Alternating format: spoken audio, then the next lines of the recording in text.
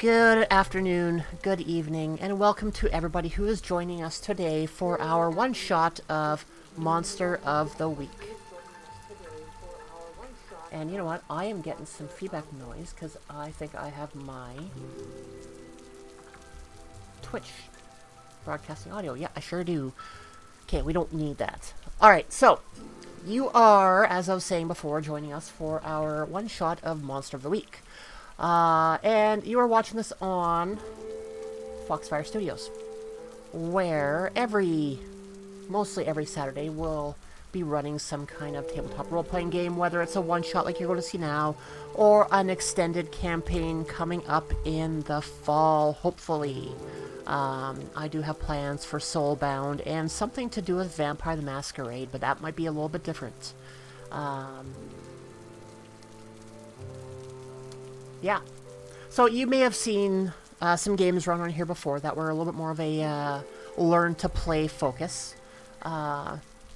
While I am going to drift away from that a little bit in the near future, this game itself could be seen as a bit of a learn-to-play scenario, because I've never played this game before, and I don't think any of my players have either.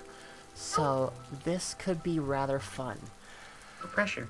None at all. And the reason why I chose this game, and honestly I should have thrown this link into a Facebook group, is last October we had a gaming convention here in town.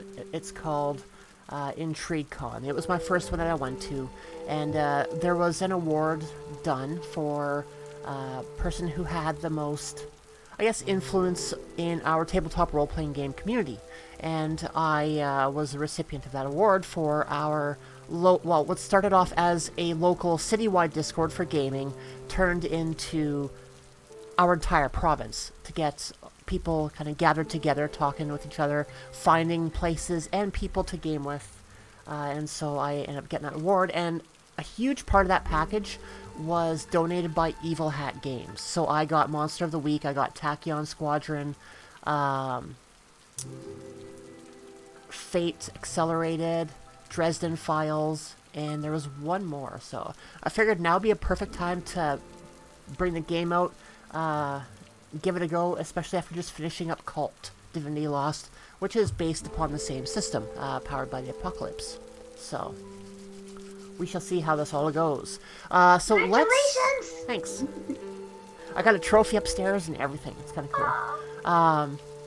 Should have that just in the background at all times. Yeah. Instead, I've got my cult wings on. Yeah, so let's go around the virtual table and have the players introduce themselves, introduce their characters, tell us a little bit about what they do as a player or creator, and whatever else you want to throw onto that while I get some of this stuff sorted out. So we'll start with Anita right above me. Yeah. Hi, everybody. My name is Anita, and I'm a RPG player and a cosplayer occasionally, and I help produce and edit and play in like a RPG collective called Fateful Fumble. So we make a Dragon Age RPG podcast and a Vampire the Masquerade RPG podcast. So that's usually what I do. And I just kind of stumbled into Foxfyre on Twitter and ended up here. So yeah, it was a really nice coincidence. I will be playing a character called Lilja Hansen. She is kind of like in her late 20s, rocking the new goth, big black hair, lots of eye makeup, spends a lot of time in the bathroom and likes to be alone because being around other people is super busy when you're a telepath, because you can just hear everything and it's annoying and exhausting. Yeah, I don't know, how much of our backstory should we reveal to people? As much as you want. Yeah, okay. Well, the reason why she has telepathic powers is because at some point back in the day, she made a deal with a spirit who got her out of a tricky situation, and in exchange for her telepathic powers, she has to lend out her body to this spirit every once in a while, and this spirit likes to go partying and kind of sleeps around a bit. So Lilia has a bit of a reputation against her own will.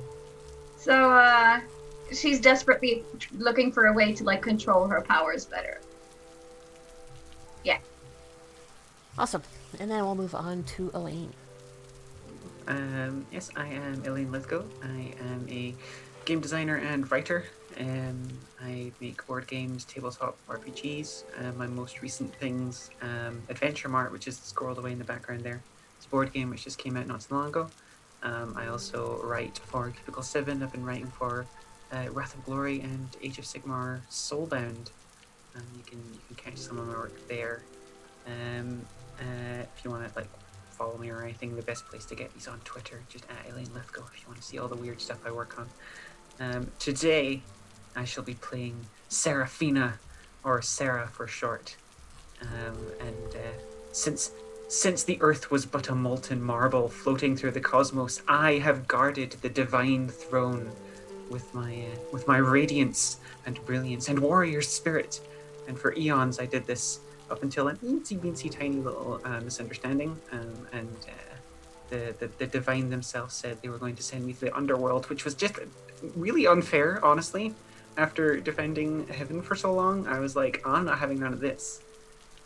So I broke free from the shackles that my sister Seraphine had chained me in, and I fled to Earth, where upon arriving I wrapped my broken angelic form in a fleshy mortal shell and set about the task of trying to clear my name by sending as many demonic and unsavory individuals to the underworld in my place.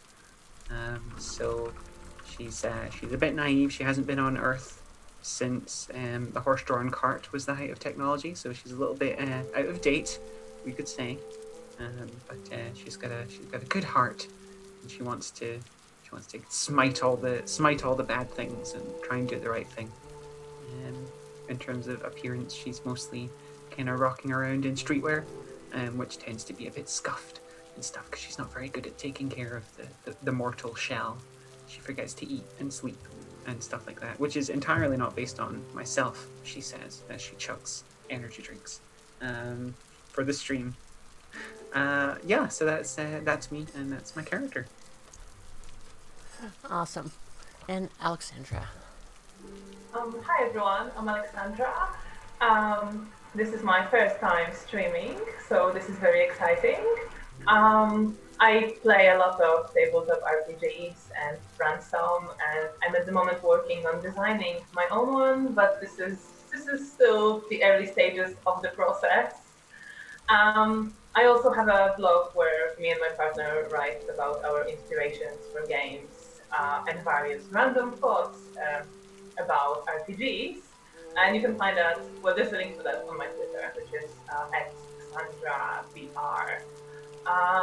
And today I will be playing Meredith Ashton, who is a professor of philosophy in her 50s. She has short, naturally white hair, glasses in a spiky frames. She looks very austere, very serious, very formal and elegant. But she's actually not as cold as she might appear, and tries to be understanding and helpful, but particularly to other people who, like she does, deal with the occult apart from the day job or normal occupation, because that's what she's been doing alongside her philosophy studies ever since her time at the university. And back in the day, she dabbled in some much darker things than she does now, and was involved in some rituals involving demons. But now she doesn't do that anymore. She's good now, and she is trying to be responsible and very reasonable about how she goes about her knowledge. She was once into demons, but not anymore. It's just a phase, I'm sure. Yeah. Absolutely. Was. In college, she was into demons. The college experimentations.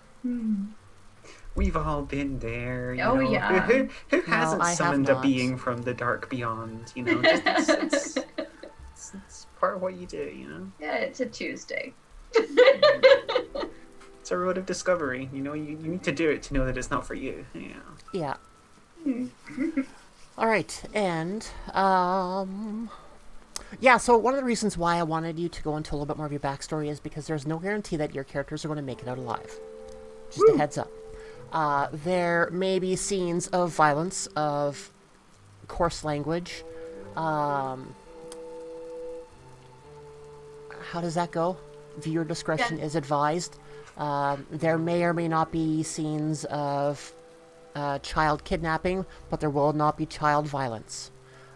Just as there won't be any sexual violence or pretty much any sexual kind of themes on our game here. I just want to make sure that we're all on the same page on that one, because try and have a friendly stream while we're playing monsters and monster hunters. So now What's for the sex you speak of? All these humans are so obsessed with it. And then for those of you who are just tuning in for the first time, my name is Charlotte. You can find me on the internet at Foxfyre22, that is Foxfyre22, and I do all sorts of weird shit on the internet, like running games for people, and I just put out my first audio drama short clip of like 3.5 minutes a few hours ago, so that's kind of cool. That might be the vampire thing I'm hinting at, something a little bit different than a standard game. So, on my Twitter, there's a link to that on my Patreon. And, you know what? If I get this stupid bot up and running, it will give links to all that stuff when it goes through. But I don't know what is going on with this thing. Technology. Gremlins. Has to be gremlins. Yep. Yeah, this is odd. Something about the API might be down. Anyway. So as I said before, this is the first time that I'm running this game, so it's going to be very hacky. We'll be flying by the seat of our pants. Maybe literally in the character's perspective. So we'll see how this goes. So let's start off with building the town a little bit. The town itself is called Handfast. And it's been around for a few centuries. It is a smallish town. We'll say maybe, like 300 to 400 people. It is not a huge town, but the population may expand throughout the course of a summer, as this is a bit of a tourist town. So let's start with figuring out what year we're going to be playing in. Like, what era in our recent history. So whether we go, like, full ultra-modern, so we have our telephones and whatnot that used to be this, or the telephones that we have that now fit in our pocket that have the same power as a supercomputer back from the 60s, or maybe a little bit closer to turn of the century. What do you three think that this town resides in?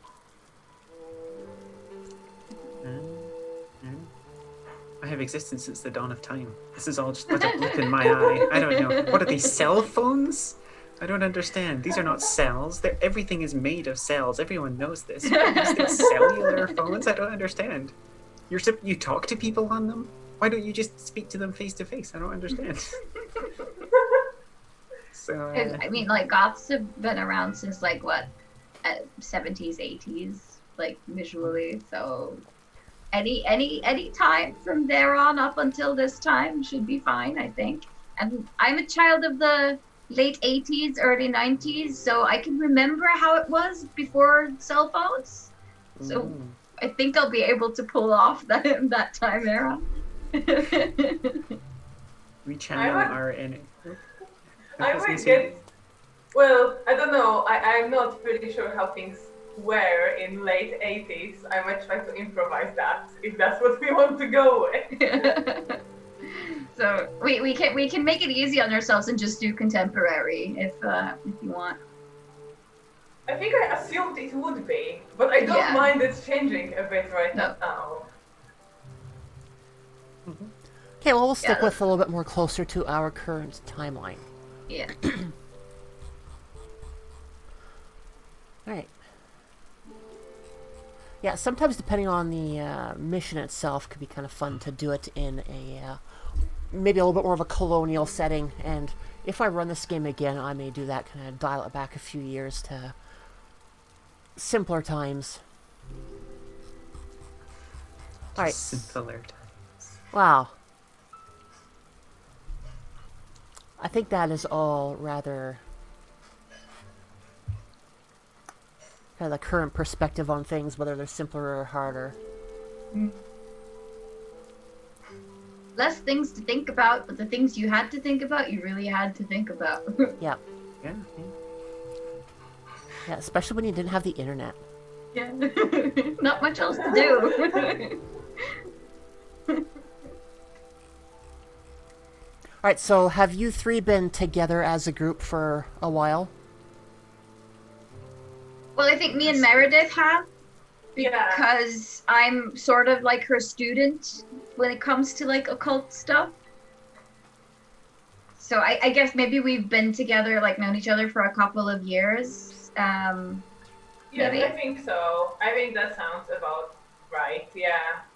We know each other reasonably well by now. Mm.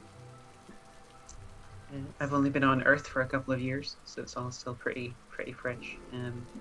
But I came to the realization that Meredith is possibly instrumental in some form of divine prophecy, so have made it my task to attempt to shepherd them and soak up some passive glory in an attempt to get in the good graces of the divine once more.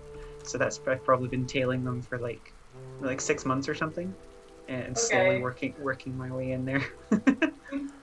Bump into them at a coffee shop, and then a few days later on the Yeah. street, and... Don't you just love these latates? They are great. I love what you humans have done with the milk. Excuse me, who are you? I am Seraphina since the dawn of time. Yeah. And Lilia, who is a bit of a telepath, one time when Seraphina opened up and said, you know what, I'm actually a seraphim, kind of like an angel, and I was like, no, you're not, bullshit. So Lilia tried to read Sarah's mind, and what she heard was a lot of angelic things that she did not understand. So she was like, okay, yeah, no, I believe you, totally. So they've kind of been friends since then. To hear the true name of the Seraphim is for the mortal mind to shatter and fragment, for your eyes to melt and explode out of your head. It is not for mortal ken to No. understand the true No. form of the Seraphim.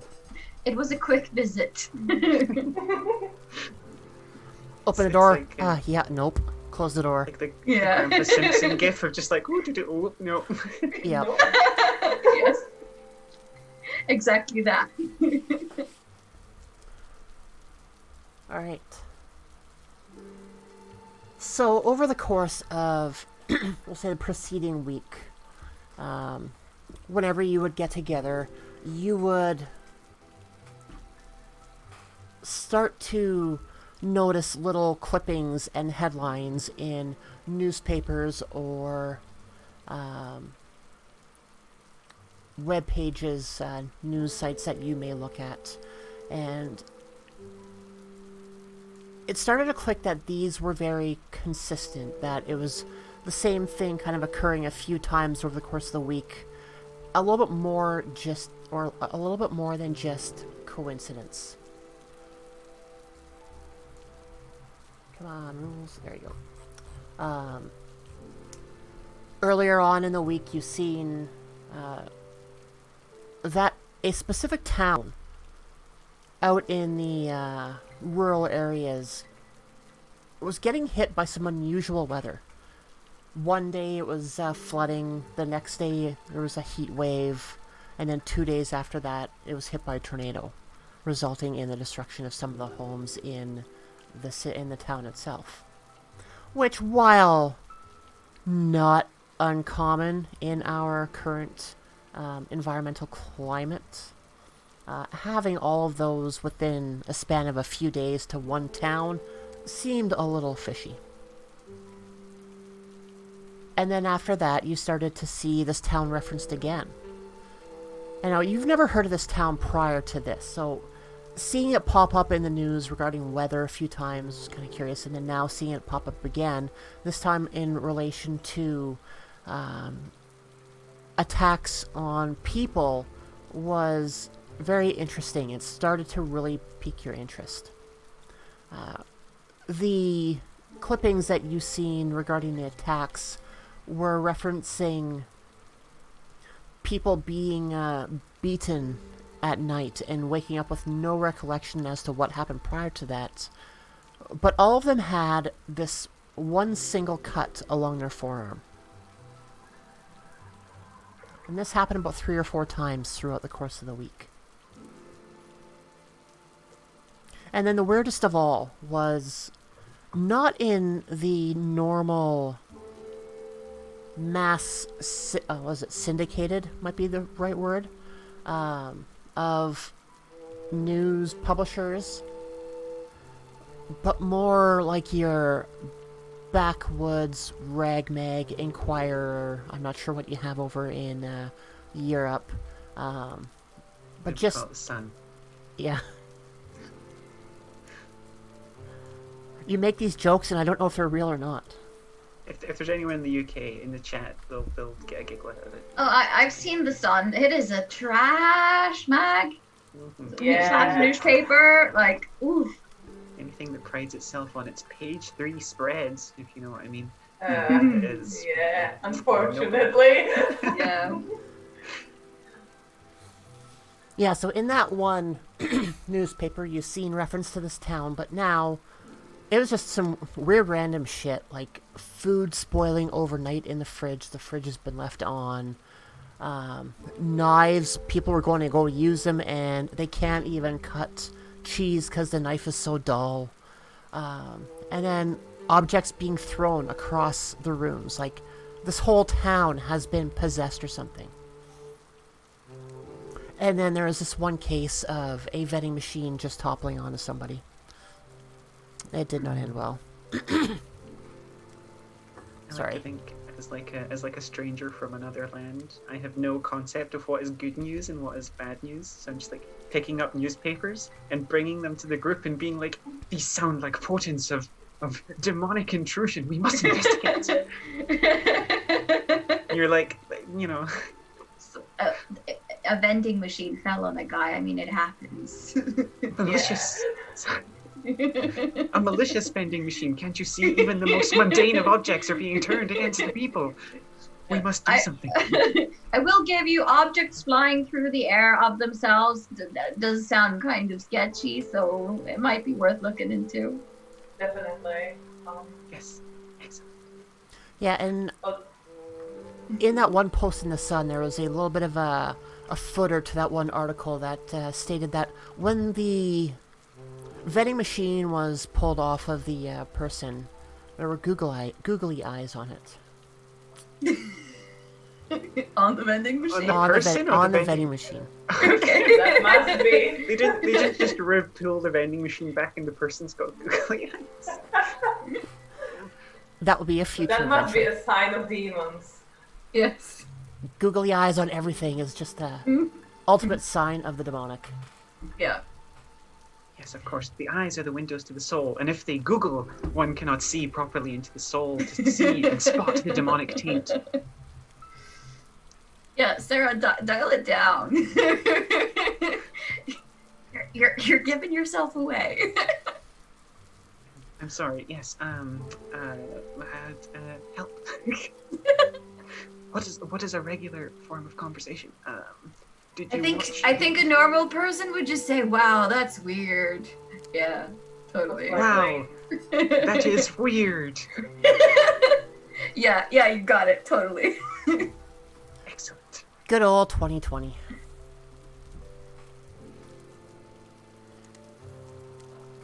Yeah, so whenever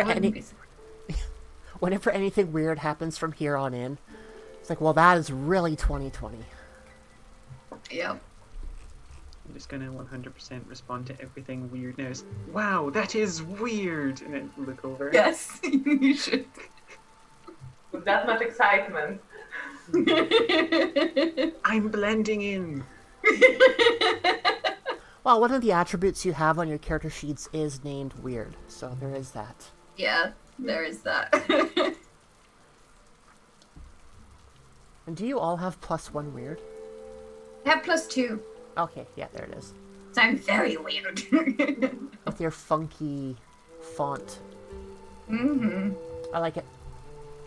I have 0 sharp and -1 charm. So Yeah, so for those of you who are not familiar with Powered by the Apocalypse, how this happens is players have playbooks, and the keeper has their own set of rules. Now, that was a weird way to explain that. The players, on top of their playbooks, also have a list of generic moves that they can do. So everything is done in a way of a move. So if the players want to go and investigate something, check out the local library to see if there's any kind of clues leading to any information as to what's going on here right now, they could go to the library and do an investigate move. If eventually they figure out what's going on and come into conflict with anybody, whether it's a bystander or a monster, they could then use the move, was it kick ass or something? What is that called? Let's see. Kick some ass. Yes. You know, I got the cheat sheet for a reason and I'm not using it. Yeah, so there's... Thanks for sending that, by the way. Welcome. Yeah, it's handy because there's kind of a lot going on at first, but trying to flip through the book would be a bit of a hassle. So yeah, the hunters have their basic moves as kick some ass, which obviously is when they get into conflict, physical conflict. They have act under pressure, so when they need to do something that is a little bit more stressful on them, that needs to be done a little bit more quickly than just being able to walk from one side of the street to the other at a peaceful pace. Investigate a mystery. That one's pretty straightforward. Manipulate someone. Same with that. If you want to try and squeeze some information out of somebody, you would then attempt to manipulate them. Then there is protecting somebody. That one's pretty straightforward, as well as reading a bad situation. I'm going to pull up the book here quickly to give a little bit more information as to what these are, just to help everybody out diving into these. So, act under pressure is a general purpose move for any time a hunter tries something that is dangerous or liable to fail and isn't covered by any of the other moves. The pressure can be anything from being detected when they're hiding to resisting death as they try to escape a blazing building. Then helping out is helping out someone else when they're trying to do something. So like if they're trying to help on an attack or help solve a problem that they're trying to deal with, another hunter can try and help them out. Investigating a mystery can be done any number of ways. Following tracks, interviewing witnesses, forensic analysis, looking up old folklore in a library, typing a monster's name into Google, capturing the monster and conducting tests on it, and so on. So it kind of covers anything where you're trying to really find information out. Then... yeah, I think actually that one works a little bit differently. We'll get into that when we start getting into the roles a little bit more. Next one is kick some ass. So, anytime you have a success, you will inflict harm on whatever you're fighting. Now, in this, when you inflict harm, there is a real good chance that you're going to have harm inflicted upon yourself as well. So it's not the kind of game where you want to just go in, guns a-blazing, fists a-flying, because it could turn very bad very fast. What about swords? Are swords okay? Yes. Flaming swords, of course. Even better. Excellent. Manipulating somebody is a move that is used when you want somebody to do something for you. You'll need a good reason for them to do it, and what counts as a good reason depends upon what you're asking for your relationship with them. For friends and allies, you might just need to ask. For witnesses to a monster attack, you could tell them you are with the police, or just offer them some cash for answering your questions. You can manipulate monsters, though that is a little harder. For protecting somebody, when you prevent harm to another character, you would roll, and on a success, you could potentially reduce some harm going to the other player. Reading a bad situation. Let's see. This move is for when a hunter goes into a situation they know is hostile. When they know the monster's in the house somewhere. It can also be used in the middle of a dangerous situation. If the hunter needs some more tactical information, he can or she can read a bad situation.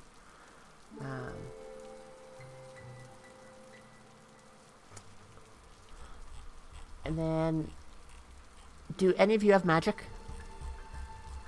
I guess my powers kind of run under magic, maybe. Yeah, because weird is magic, and I had to have weird to use my powers. So, I think, reading other people's minds is kind of like rolling a manipulate, but my hunches, I roll a sharp plus weird, I think. No, I roll plus sharp, I mean. And then a big whammy, I can use my powers to kick some ass, so I roll weird instead of tough when I attack someone. Cool. Yeah. Yeah, I have a juju bag with which I can attack for 1 harm with fire magic. And well, I think that's the main magical thing that I have. I also use weird for trolling through my memories of my dark past to get some potentially useful information. So I think that's it for weird and magic from me. Okay, so, You have a big library, don't you? I do, yes. A big Buffy-style library filled with occult knowledge or something. Is that the shtick? Yes, I have it has lots of general lore books and specifically mystical occult knowledge as well. Wish I had that library in real life. Same here. alright, so To the library. how magic works is, when you use magic, say what you're trying to achieve and how you do the spell, and then roll plus weird. If you get a 10 plus, the magic works without issue, and you choose your effect. On a 7 to 9, it works imperfectly. Choose your effect and a glitch. The keeper will decide what effect the glitch has. On a miss, you lose control of the magic. This never ends well. By default, the magic has one of the effects listed below, and it lasts for about 30 minutes, and does not expose you to danger, unwanted attention, or side effects. If there is a glitch, this might change. Okay, so some of the effects that you have for use magic is inflict harm, which gives you 1 harm towards your target, ignoring armor. Enchant a weapon, which gets plus 1 harm and plus magic. Do one thing that is beyond human limitations. So, like, say you are in in a diner, and you want to hear what is going on in the playground across the parking lot. Obviously, you're inside, so it's kind of hard to hear. Succeeding in your magic would be something that you'd be able to do, which is beyond human limitations. So, like, super powerful hearing in this case. Bar a place or portal to a specific person or type of creature. So like the old vampire myth about a vampire can't come in a house without being invited in. You could bar somebody from a house by saying you cannot enter or something like that. You know what? I just need 1 second here. Just going to mute myself.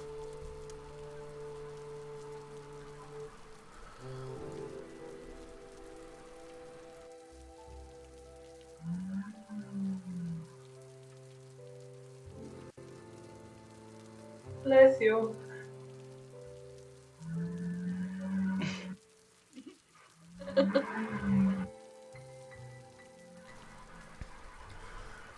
Okay, we'll see if that works. I don't think so.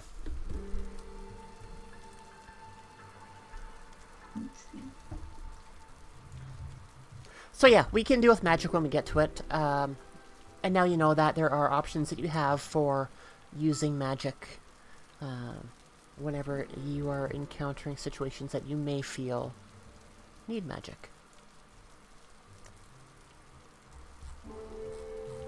Now, the way that the rolling works is we will roll 2d6, and we'll take the sum of both dice and add the appropriate modifier onto it. So whether it says plus weird or plus charm or cool or sharp or tough, you would then add that value onto the 2d6 sum, and then that would be your final score. On a 10 plus, typically that will give you your best results. On a 7 to 9, those are typically a yes, but. Yes, you succeed, but something unforeseen is going to happen. And then anything that is on a 6 or below is a failure, and that will never be good. So all in all, it seems like, or it feels like there's a lot going into it, but when you really get down to it, the way that the system works is kind of cool. It also lends itself to more of a narrative style game, which we had in our cult podcast recordings. Like we had, I think, maybe 4 sessions where I didn't roll a single die because I didn't need to get into situations that needed it. It was more just progressing the story along through our own narration between the players and the GM of that game. Alright, so you have seen a bunch of evidence of some weird shit going on in this town called Handfast. How would you like to proceed? Well, I guess it depends. Are we there? No. No. Okay. No, we'll say you're in a small city 2.5 hours away. Is that our home, as in where the library and everything will be? Yes. Okay. I can teleport. Because each of the playbooks comes with an extra couple of things that you can do depending on your class, I believe. One of my moves is Angel Wings. I can go instantly to anywhere you've visited before or a person you know well. And I can carry 1 or 2 people. But things could go wrong if I accidentally screw up. But we've not been there actually, so we can't. Unless we have to make our way there in mundane manners, because I've not been to Handfast before. Sounds like a dreary place. If we need to get back to the library, you can teleport back and forth. Yeah. Like, oh, we need that book. I think I had some of the library on a hard drive for that kind of situation. Not everything, but some of that, definitely. Digitized your library. Yes, it's a good practice. Mm. So who here has a driving license, or do we need to get a bus? Meredith would have a driving license. I think so. Lilia probably has a driving license too, I think. But Meredith can drive because she's the, I guess she's the leader, probably, since she's a professor in Smarty Pants. That would make sense. Yeah. I actually think, as I was reading all this news and realized this is more than some occasional weather anomaly or horrible accident with a vending machine, I would start reading up on, well, just kind of going through my book collection to see if I can come across any possible clues as to what could be causing that. Try to discern whether it is, in fact, of supernatural nature, or is it not? And if it is, what could it be? Yeah. I'll probably like assist you with that, like, because we have a lot of clues. We have things flying through the air. We have people with cuts on their arms that have all like woken up and not really remembered what had happened, and a guy who got a vending machine tossed over him. What was there? One more thing? Was there more? I don't remember. Food spoiling. Yeah. Oh yes, and knives Yep. losing their sharpness. Yes. So those are a lot of things we can probably like look up in your library and see if we find. I think so, yes. I mean, it would take some time because we have to go through a lot of books. Yeah. But I think we would have started the moment people started flying through the air and the weird cats appeared. Yeah. Because that seemed weird. Montage. Yeah. Because the thing is, if you roll for it, I can roll to help out. Because it says that when you help another hunter, roll plus cool. So if you have any rolls you can do to like research or whatever, then I can try to help you out. I can do with that. the investigate move, I think. Yep. Investigate a mystery, that seems very appropriate. So should I do that? Or is the help going first, the help roll?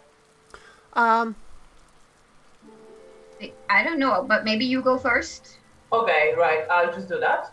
Yeah. And we'll see how good or bad it will be. Yeah.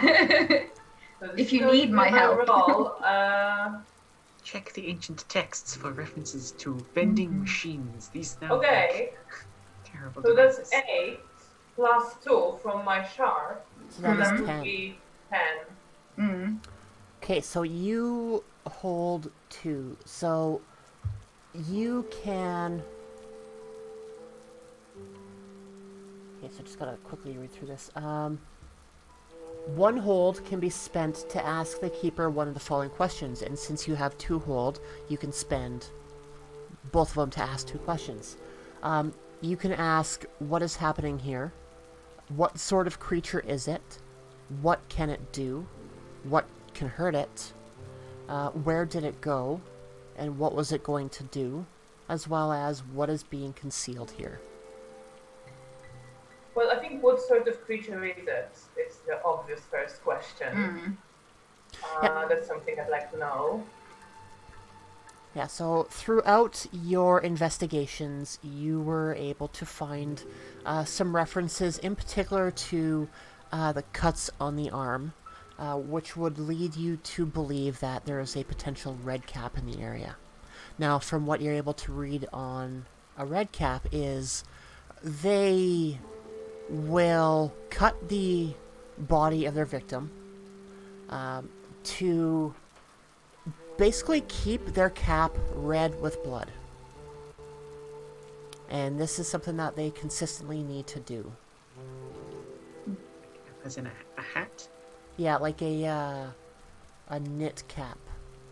Kind of like what we call a toque over here. Beanie. Okay. So we found this out, and I can ask one more question, right? Yep. So I think how to deal with this. What could hurt it or persuade it otherwise to go away? I think it was hurt in the question. Yeah, what can hurt it? Yeah. Okay, 1 second. Just gotta look at the stats quickly.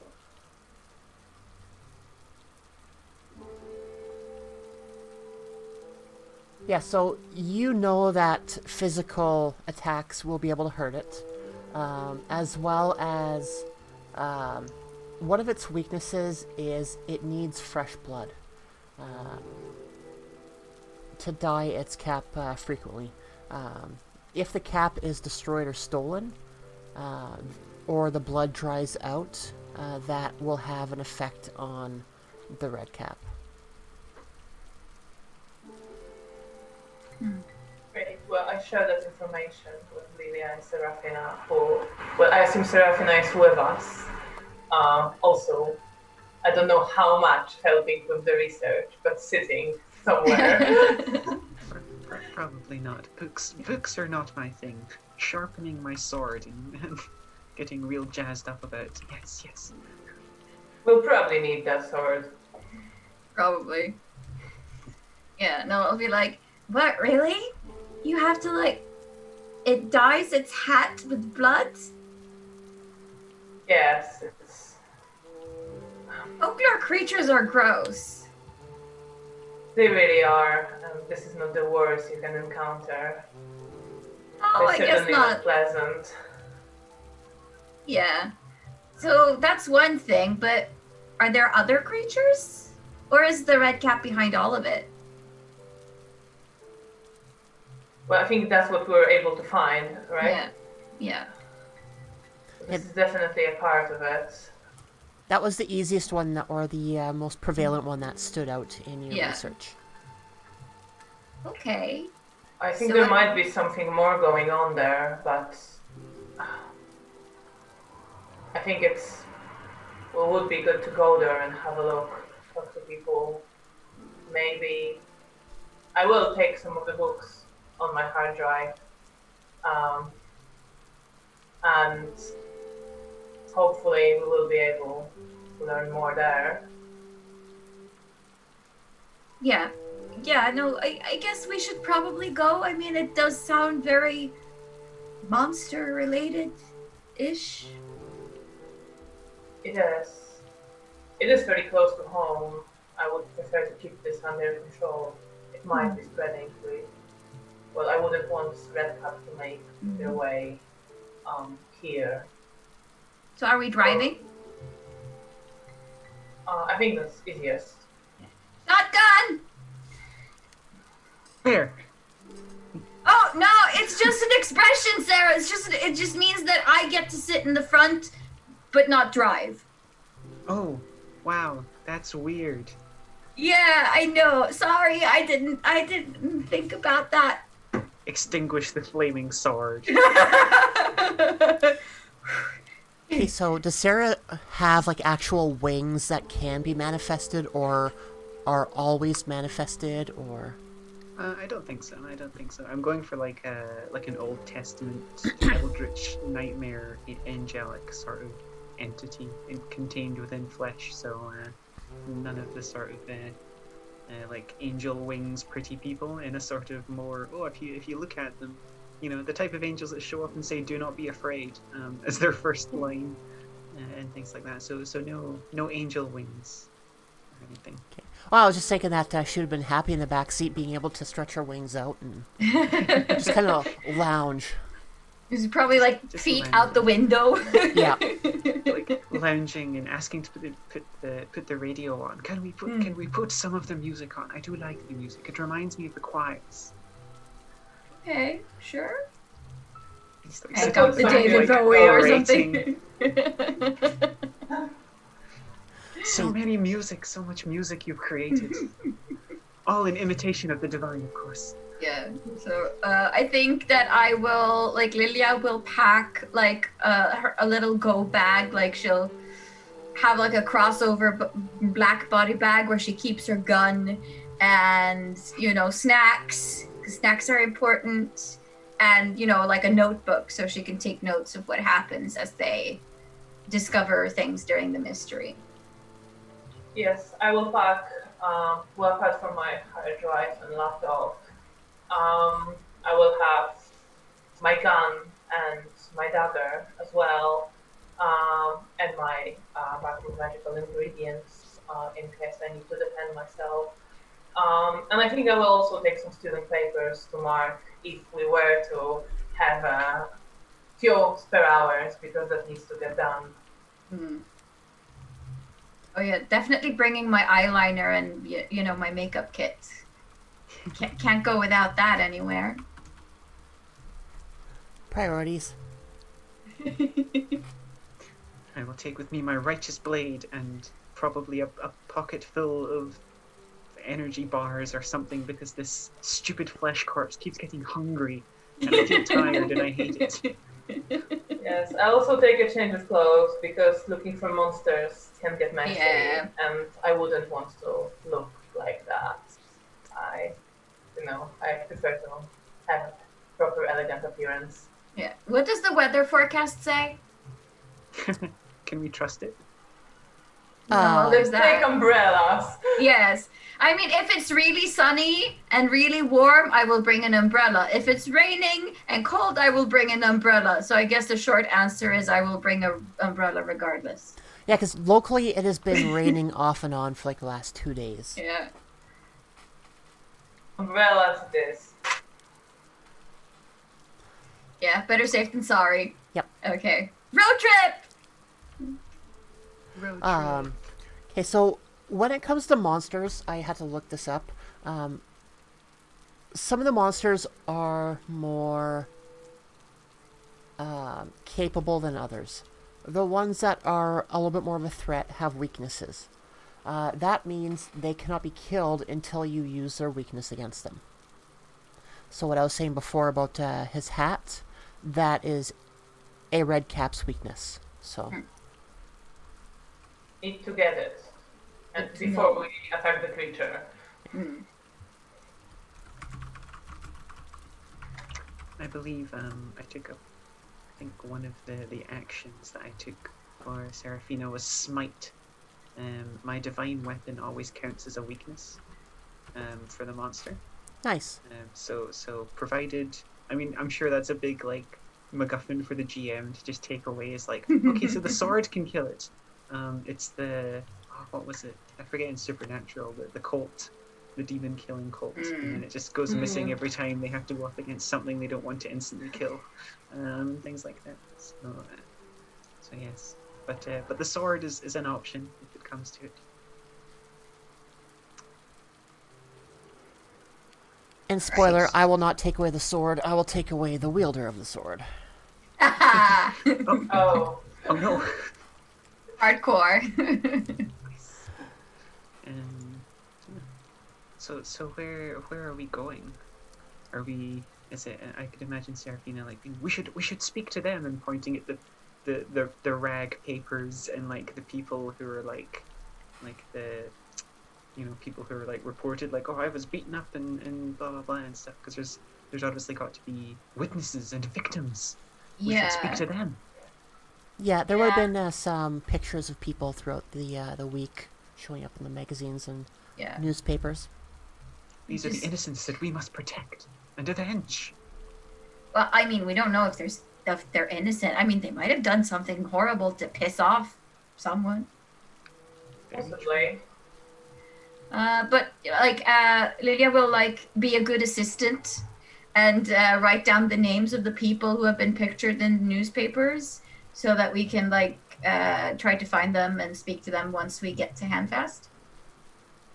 Oh, that's great. Thank you, Lilia. You're welcome, Professor. I'm driving, so I Yeah. think I'm concentrating on that. Yeah, probably.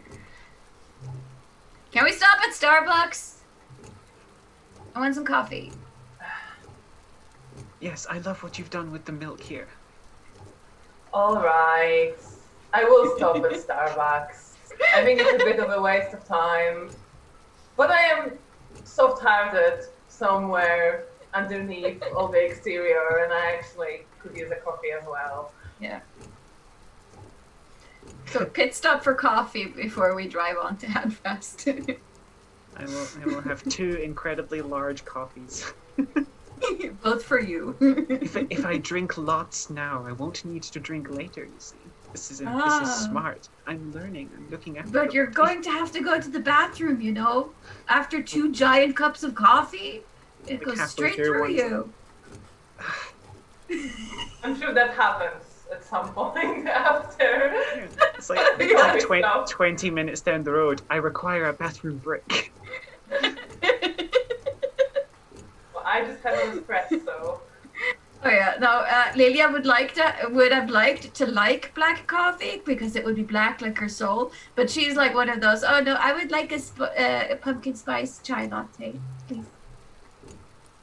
I will It's- get it for everybody since I'm most financially secure here. Yes.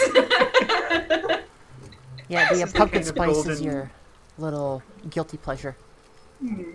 This is like the golden role play everyone comes here for. It's like, okay, but what's everyone's coffee order? We're building character. Exactly.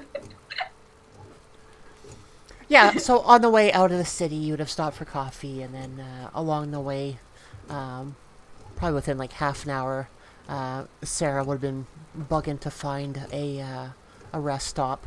It wouldn't be too hard to find a gas station along the way with facilities. There also would have been trees along the side of the road if it got really bad. Well, I think probably exact same situation happened before when we were driving somewhere. So yeah, I will stop at a gas station when I think it might be a good time.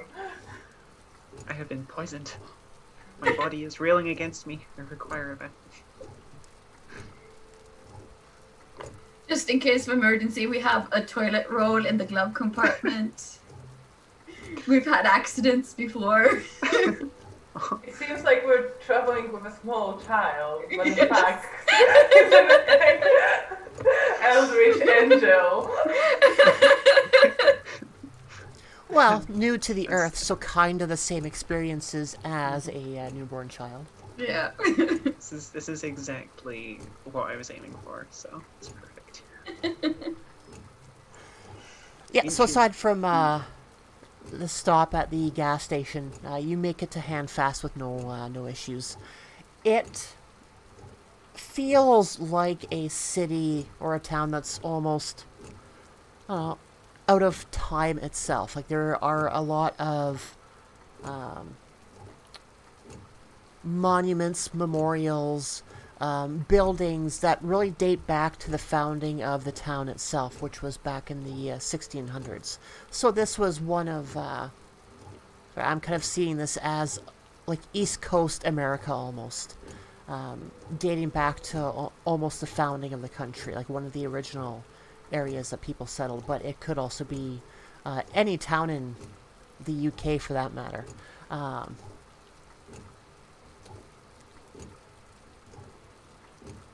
There are a few main roads. You would be able to find a diner or any similar kind of restaurant there. There are signs leading up to the police station, to town hall, to the local library. It is a pretty decked out town. Like I was saying before, there is a decent tourist trade here in the summers, so they have a lot of things to accommodate them. So what would you like to do? What are the places where some of these strange things happen? Because I think I would try to drive somewhere there. Start with maybe.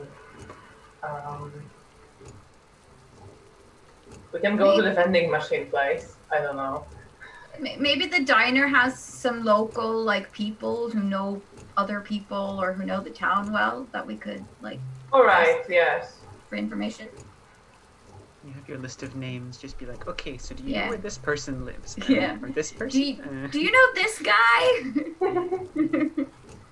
Yeah, and also Right. in that list of names that were the victims, the one of the police officers also would have had his name in the Yeah. newspaper.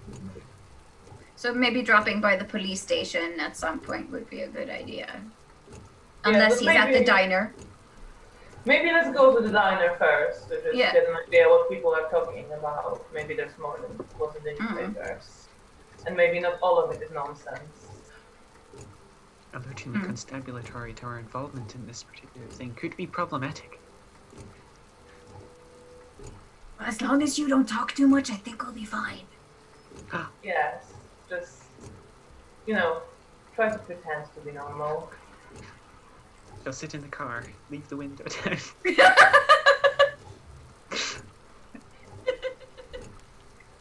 Yes. Okay, so police station, diner. Yeah. Do you want to go to the diner first or the police station? I think the diner. Yeah, let's just stop by the diner first.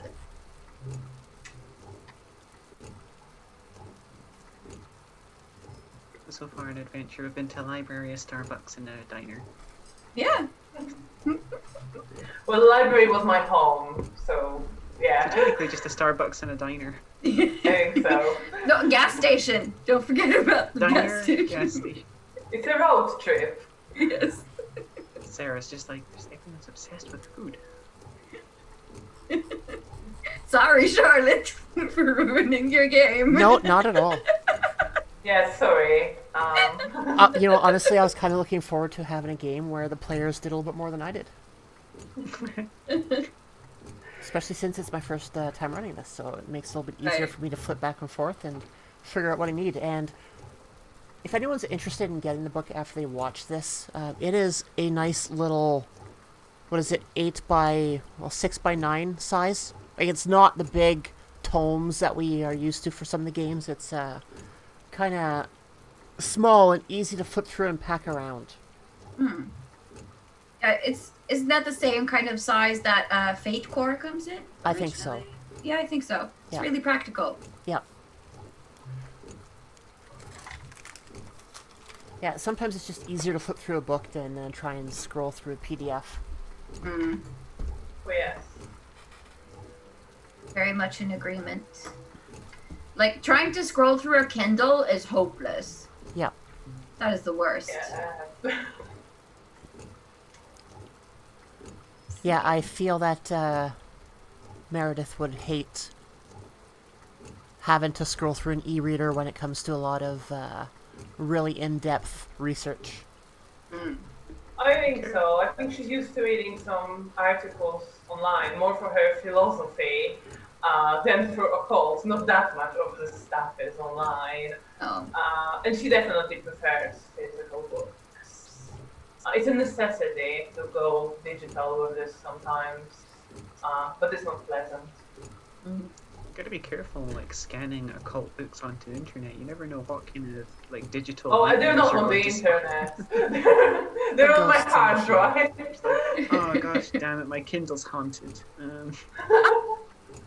Oh no, I'm not going to put that on the internet. You never know who will find it, and a disaster might happen. I would know from my youth. So who's asking questions in the diner then? Yeah. Yes, so you all pile out of the car and head into the diner. What does this diner look like?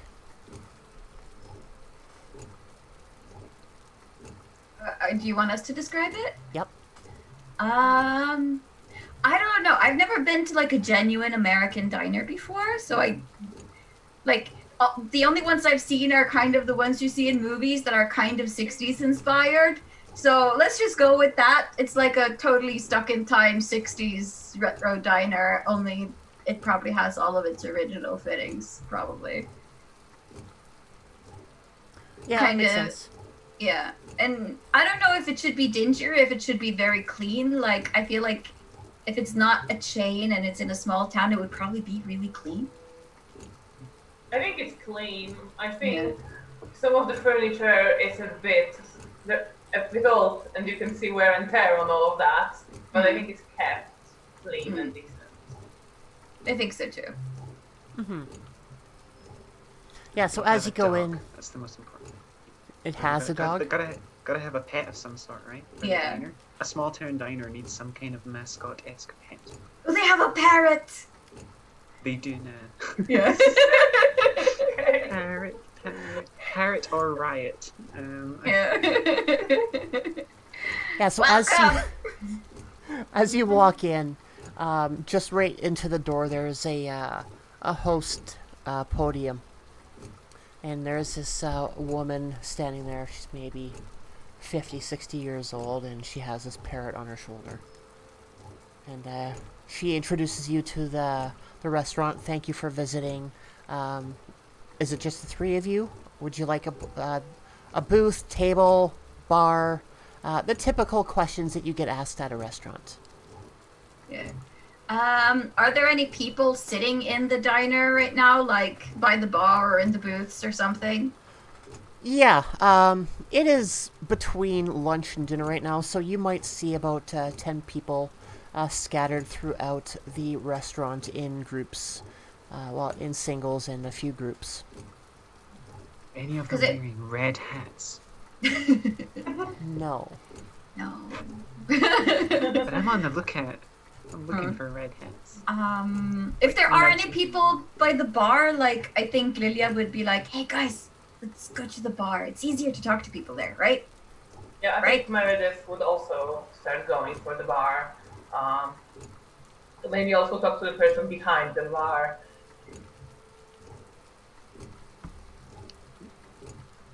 Yeah, I think that's a good plan.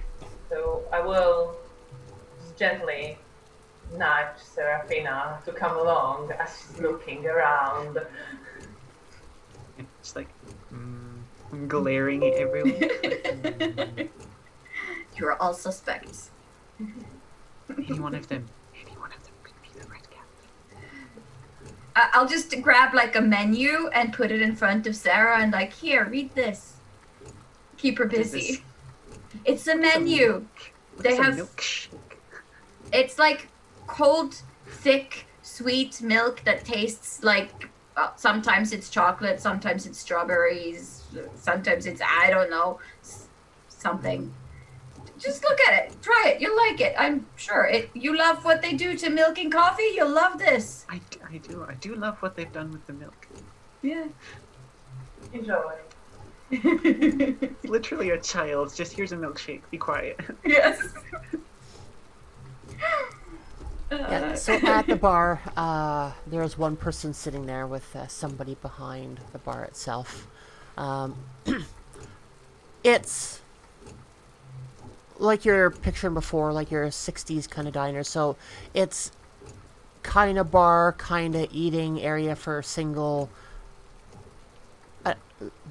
I don't want to say single people like single people, but like individuals who are wanting to get a meal that don't want to take up a whole table. Makes sense.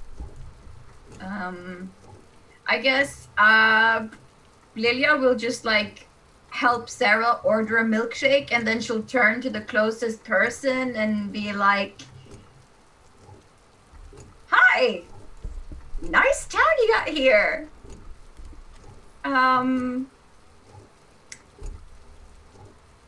Weird stuff have been happening here. I saw it in like the papers."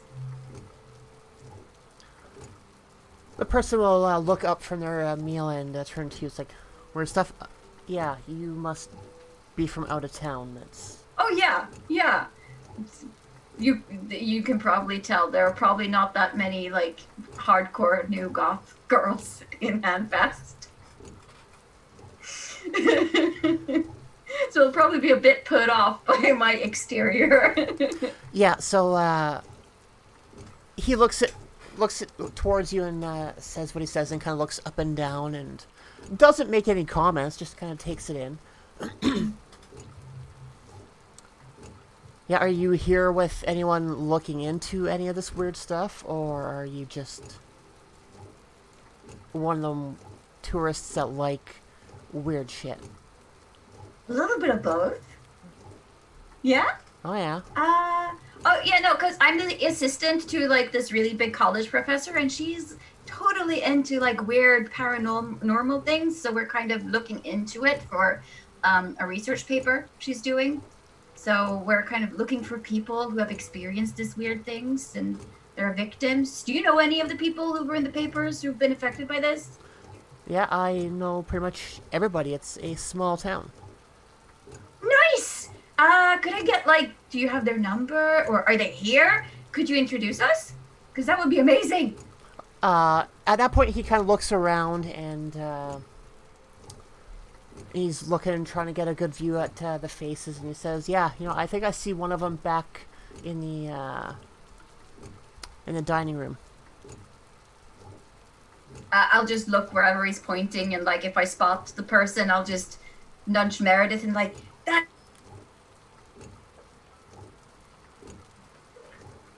I think you muted yourself, or your sound has. Huh? Yeah, your audio cut out there for a second. Oh, okay. No, I'll just nudge Meredith and say like, "Oh, that's a guy. Go talk to him." And then I'll stay with Serafina and make sure she doesn't get into trouble. In the meantime, I will go towards the person that pointed out to me. Okay, Be so cautious, Meredith. Meredith, it could be any of them. Any of them. Make sure they're not wearing a red hat. Okay. I'm going to quickly randomize who this may be. Alright, so yeah, you see the guy at the diner bar point back to one of the gentlemen in the dining room. He says, "Yeah, that one over there was one of the victims." Okay, so I will head over there, towards this person. Are they alone?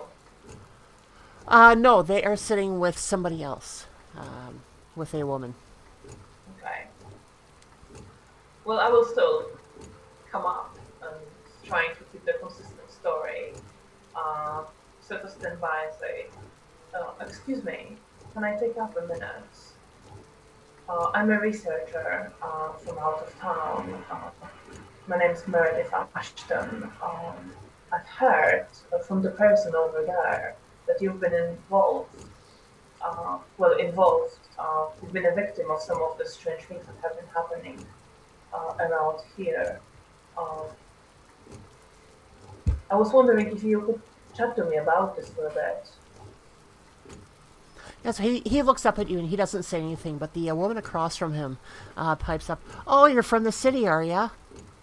And you're a what? A professor, investigator?" Yes, I'm a researcher.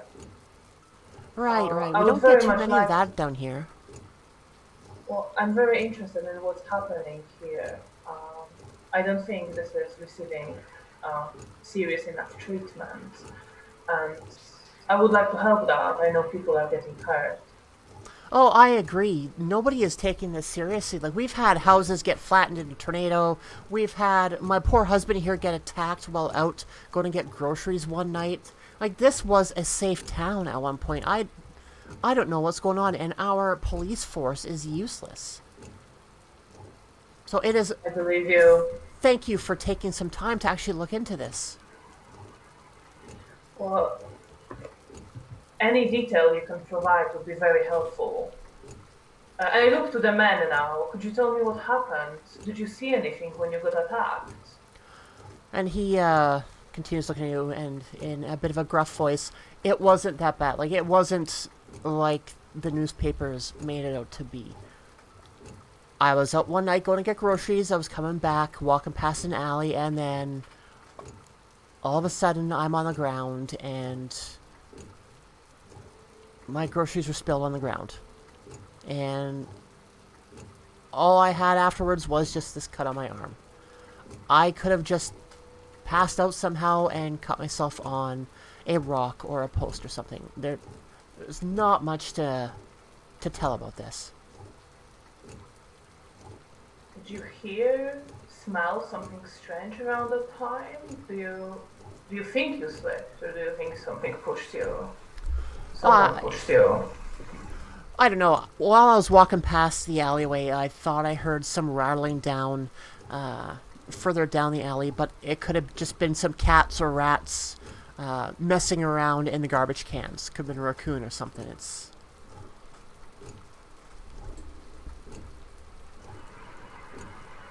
True, and yet there are more people who have similar. I don't think these are accidents. I think this is too many similar accidents in the same place. I don't want to disturb your lunch. I was just wondering if there is any other information you can provide. I don't know. there's not much I can really say to it aside from, I don't know, I don't put much belief into what some of the others are saying. You may get different stories from some of the other people who were found in the same way that I was. Could you maybe direct me to some of these other people or someone in this town who looked more into this? Yeah, you know what, I don't know, I don't feel comfortable passing you off to them personally. But go see the cops. They might be able to give you a hand in this. Of course, I understand. Thank you very much. I really hope the town will get safer again. And then his wife pipes up, "Oh, thank you. Hopefully your searches go well, and if you find out any information, let us know. And I would love to know what happened to my husband here." I'll try to find you. And I smile a bit and walk back to Lilia and Serafina. And you're telling me these can come in different flavors? Yeah, like you can get chocolate or cherry or vanilla or banana, and sometimes you can mix the flavors. You get a chocolate banana milkshake, which is amazing, by the way. So. Sounds opulent. Oh, you're back. Yes. How did Oh, it go? hi. Yes. Well, I didn't learn much. You possibly learned more about milkshakes while I was gone. They are fascinating. It seems that the gentleman over there got pushed. While he was walking in the evening, he only recalled some rattling. Didn't seem very willing to talk, or didn't seem to notice much. Got pushed and then woke up with a cup in his hand. There wasn't anything concrete, just they didn't want to share detail on anyone else, directed me towards police. So I think that could be a logical next step, unless we can get someone else to tell us what are the other victims, or maybe if there is a journalist or someone like that who looked more into what's been happening in town and can tell us more. What do you think? Yeah, I mean, it might be good to talk to the police first, just so they don't think we're, like, up to trouble, or just, like, dark tourist people who just come here for kicks and stuff. Maybe? I don't I think know. Meredith looks a bit offended at the very thought that she could be considered that. Yeah, she's like, ugh, no. But I agree, we should go there, just to be safe. Can you talk to the police? I don't really have a good experience with police officers in general. Believe it or not, I don't either, but I can talk to them. Yeah. I could speak to them, but No, I think it's better if I do that. Do you want another milkshake? no, I do not feel too well. Okay. I asked the guy I was talking to earlier, like, so, do you know the directions to the police station? Oh yeah, he'll grab a napkin and write down a map, and then he'll tell you, yeah, it's just this cottage here. There should be a sign in front. You're looking for Officer Turner. Okay, thank you. Have a nice day. You as well, thank you. Did you tip him? Probably. Probably also way too much. I don't think math is her strongest subject, so. Yeah, he takes the payment and kind of lifts up, it's like, with a mouth thank you, with a happy grin on his face. Out of character, that was one thing that sort of occurred to me, is we should have picked up a map of this place and like Oh, yeah. put points where all of the incidents occurred and seen if there's a pentagram with something in the middle or like something, You can go and get one as I go to talk to the police. Maybe one of the more intelligent characters. Yeah. Well, I think that in a place like this, it would not be unforeseen to have a rack of things for tourists to do. Yeah. Which would have a map to those locations. Pointing out the hospital, the library, the police station, the diner that you're at right now, parks, walkways, that sort of thing. Spots of demonic entanglement. And if you connect all these dots here, it forms a pentagram. We'll probably pick one of those with us if we see it. Like, ooh, map. Yeah. Yeah, you'd see it in the foyer or vestibule before leaving the building. Okay, so let's head to the police station then. Sounds like a plan. Yeah, so you hop in your car and start making your way towards where you were directed that police station is. And it's just down the street. You turn left here, you turn right. It's at the end of the road. And when you get there, the police station looks the exact same as all the other houses on the block. It is like a cottage-style house, but the sign for the police is right there. And you do see a police cruiser in the driveway behind another standard civilian vehicle. That is the cutest police station I have ever seen. Do you want to go in and talk them? I'm good. Fine, I'll go. Does everyone have a license for the firearm they've got stowed in their persons? Because I definitely don't have a license for the flaming angelic sword. So. I have a license. I'm proper like that. It's all legal. I think I'm just I'm pretending that I'm just carrying my gun for Professor Meredith. Oh no, it's not mine. It's hers. I'm just taking care of it. So one more good reason to stay out of the police station. I just had this sudden image of us walking through like a metal detector and like everyone coming in being like, oh, wow, you've got guns and a sword. And straight into jail. I think I will leave my gun and dagger in a car though. I won't go with that into the police station. Good call.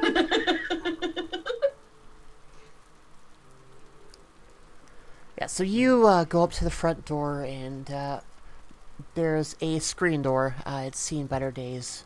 There's a bit of a rip in the screen itself. You open that, and then you open the main entrance door and walk inside. And this room that you're walking into looks like it takes up half the house. On the left-hand side, there's a like a waiting desk. I don't know the word to use for it, but it's like when you walk in and there's like a receptionist on the other side. In this case, there's just one cop, one guy. It kind of looks like what you would expect a small town police room to look like. There may be a desk or two with an older computer.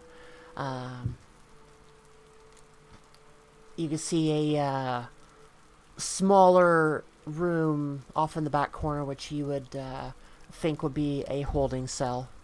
But aside from that, it's pretty quiet in there. It smells like oil used for cleaning guns. But aside from that, it's kept rather tidy. But yeah, on the other side of the desk is this one guy. Right, so I walk in with my calm confidence and a bit of a smile. What time of the day is it, by the way? Be looking about 2:30-ish. Okay, right. Good afternoon. Oh, welcome. What can I do for you? My name is Meredith Ashton. I was hoping to speak to Officer Turner. Is he in at the moment? Well, that would be me, as he points to his badge. Oh, that's wonderful. Pleasure to meet you. Oh, and I will extend my hand to shake his hand. He would take it. I'm a researcher from a town nearby. Well, I'll be honest. I heard that you had some strange things happen to you. I'm curious about um, various things that have been happening in this town that have been reported. Um, so I came here hoping to find out a bit more um, and hopefully use my expertise to help. Um, I wanted to be upfront about it. That's why I came to you. I heard you know some of things that have been happening. So I was just hoping to have a conversation, if you're willing to talk. Oh yeah, for sure. Like what bad things in particular? We've had a bit of a run of bad luck. It's houses getting hit in a storm and people getting attacked in the streets. I mean, that doesn't happen around here. Yeah, that's what I've been thinking about. There's been people attacked with some strange cats. Is that true? Yeah, but I don't think there's much to look into. I mean, we're a small town. What could possibly happen here? It's got to be the result of a prank or something gone wrong. Um, what kind of prank would that be? I mean, I don't know what those things are, but it seems kind of unlikely. Did you have experience with that yourself? With being knocked out and having my arm cut? Well, for example,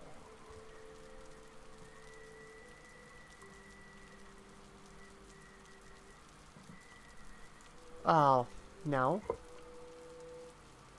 I mean, a few people in the town have said that it did happen to them, but what do you think is happening? What do you think? Do you think it's some people doing some prank? oh, that's exactly what I think. Like, why would we have something like that happen here? This is a quiet town. The most that we get is summertime when tourists show up. We have a few younger adults get a little bit too rowdy at the bar, and then we have to put them in the cell for the night. That's the extent of it. We don't have people getting attacked in the streets. I mean, nobody can say anything. They all have the same kind of story. There's no honestly, there's no real evidence pointing to anything malicious going on. I mean, I wouldn't be surprised if these people were just trying to, well, like you're here looking into this, just get a little bit of attention. Is there anyone in particular who's trying to get attention? Oh, well, one of our locals is a little bit more vocal about what happened than some of the others. I mean, she's a lovely woman, but I wouldn't put it past her. Could you possibly direct me to her? I will look silly if it's just for attention, but just in case, I would like to speak to her. Yeah, I don't see a problem with that. And then he'll get a sticky note out and write her name down on it with her address. You see the name Alice Rigsdale on the sticky note.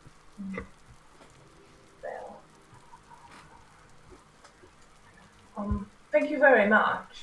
I hope you are right and I'm wrong, and it's just some prank that will end soon, and your town will go back to normal. Well, we can hope, and just don't cause any problems when you're here. Oh, I won't. Can I contact you in case of some trouble? Yes. Yeah, he'll Thank give you you. his card. That's most appreciated. Thank you very much for your time. Have a Uh, good day. You're welcome. Enjoy your stay at Handfast. And I walk out and head to the car. Um, See if Serafina and Lilia are still there waiting. Did you learn something? I got another name. Did he give me some kind of details on where to possibly find this person? Yeah. My mind Yes. is blank for a moment. No. Yeah, let's say he would have given you her work address. Okay. Yeah, I have a name of this person who apparently um, is vocal about what's been happening at her work address. Um, Officer Turner thinks it's all just a prank, but he gave me his card in case there is some trouble, so we have a way of contacting him if we need to. Good, I guess. Well, I think, well, we should try to speak to this Alice Rigsdale. All right. Onwards, I guess. Yeah, I will Google the work address and then drive there. Yeah, you type into Google the name Handfast Florists, and you get the directions popping up on your phone within seconds, and be able to make it there with no issues. While Meredith is driving, I'm going to teach Sarah about selfies. So I'm just like with my phone, like, Sarah, let's take a selfie. Okay, just like lean in What? here. There. Yeah, we taking a picture of yourself. It's called taking a selfie. Everyone's Oh, doing it. All of our selfies are like, Yeah. What? what? I don't understand. It's like a very fast painting. Yeah, exactly. Like an instant painting, only on your phone. I see. Yeah. What are We're the these most annoying travel filters? companions ever. I think I'm used to that. I'm just sort of ignoring it. Yeah. It's like, oh well. Does Serafina have a phone?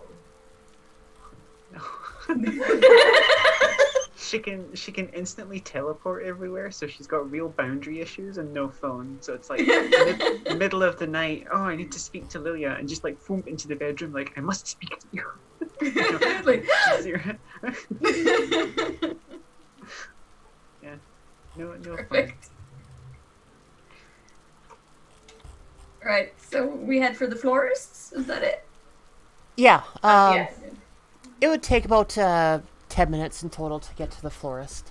Along your way, you pass by a park, which is roughly in the center of town. You see a playground there with kids playing and enjoying themselves in the... Did we say what type of year it was? Or what time of year it was, sorry?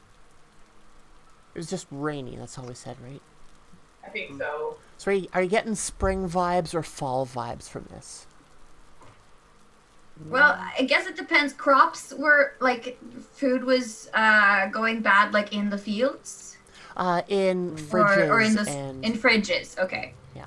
Right, yeah, because it could be spring or fall. Either way, I think would work. Well, let's go with random dice number 2. Should go for the fall. It is the... Dramatic coat flapping as we walk down alleys. Yeah. Oh, Oh wait, I wow. ordered a pumpkin spice latte, so it has to be Yes. fall. Yeah. Even the dice say it is fall. Yeah.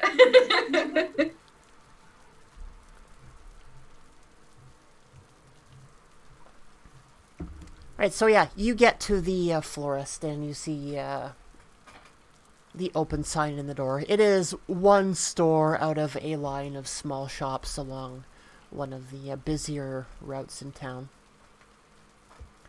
Big sign of Handfast Florists above the windows. Well, I parked somewhere near. Lydia, do you want to go talk to the florist? Or should we all go, maybe? We can just all go. I don't think there's a big chance of us,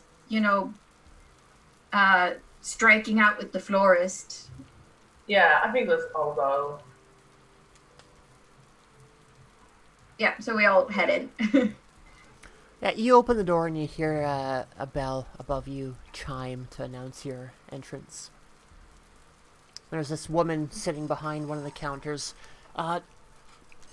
cutting the stems on some yellow flowers that she has in her hand, getting ready to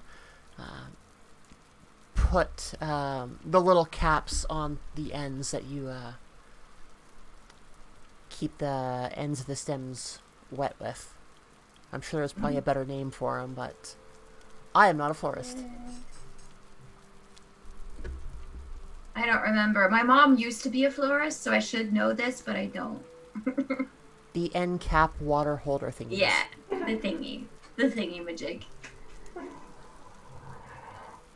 Yeah, so she looks up from her work and in a very bright, energetic tone. Welcome, what brings you in today? Is there anything I can help you with? We are seeking monsters. Harvey nudge. Good afternoon.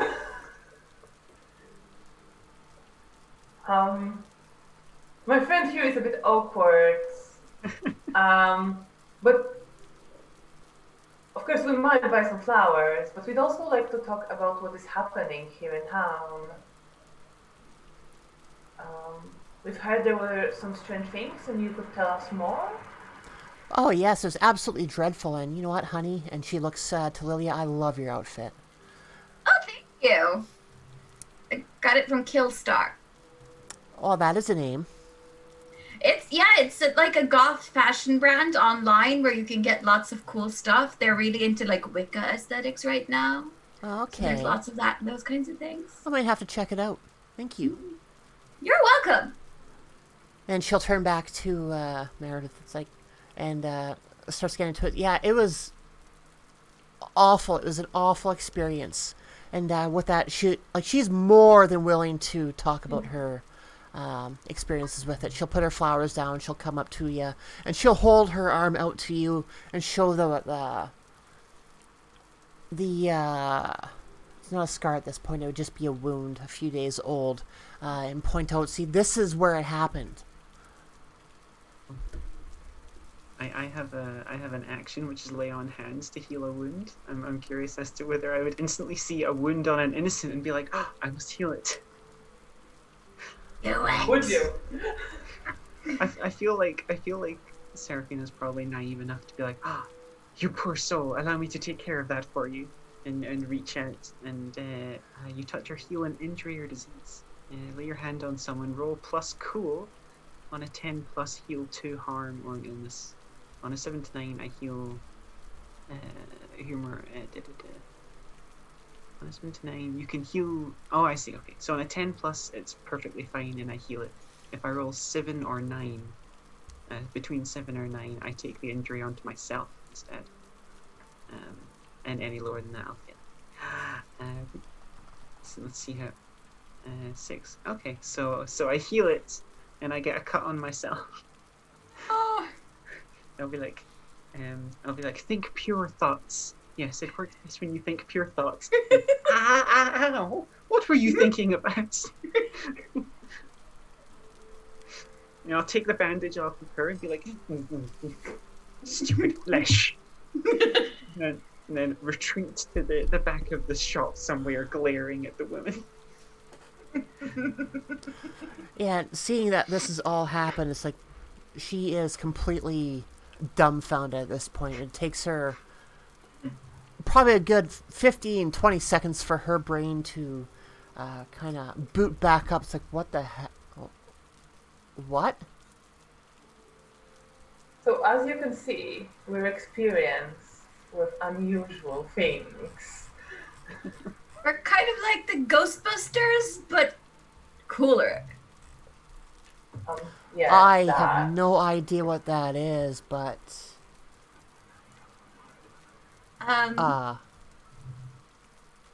we get rid of monsters and weird stuff, sort of.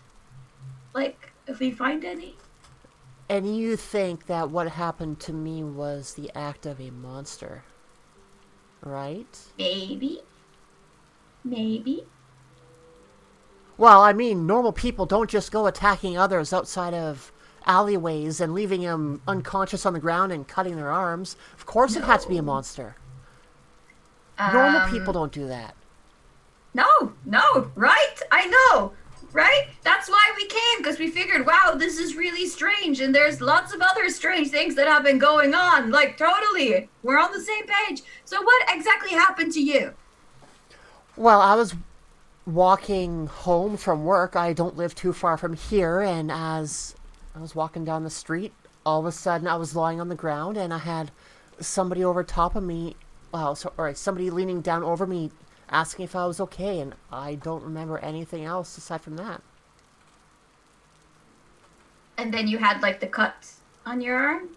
Yeah, I had the cut on my arm, and Where did this happen? Like, where in town did it happen? just about 3 blocks down that way. Okay. Do you have time to, like, show us the exact spot so we can, like, investigate? Yeah, I'm sure I could. I don't expect anyone to come in for a little while. Awesome.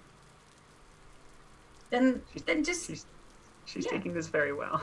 yeah, she is. But I think you would be like, you wouldn't have time to think about, like, wow, I just got healed by a weird creature, when you have, like, Lilia running interference. Like, oh yeah, totally. I agree. It's so weird. It is weird.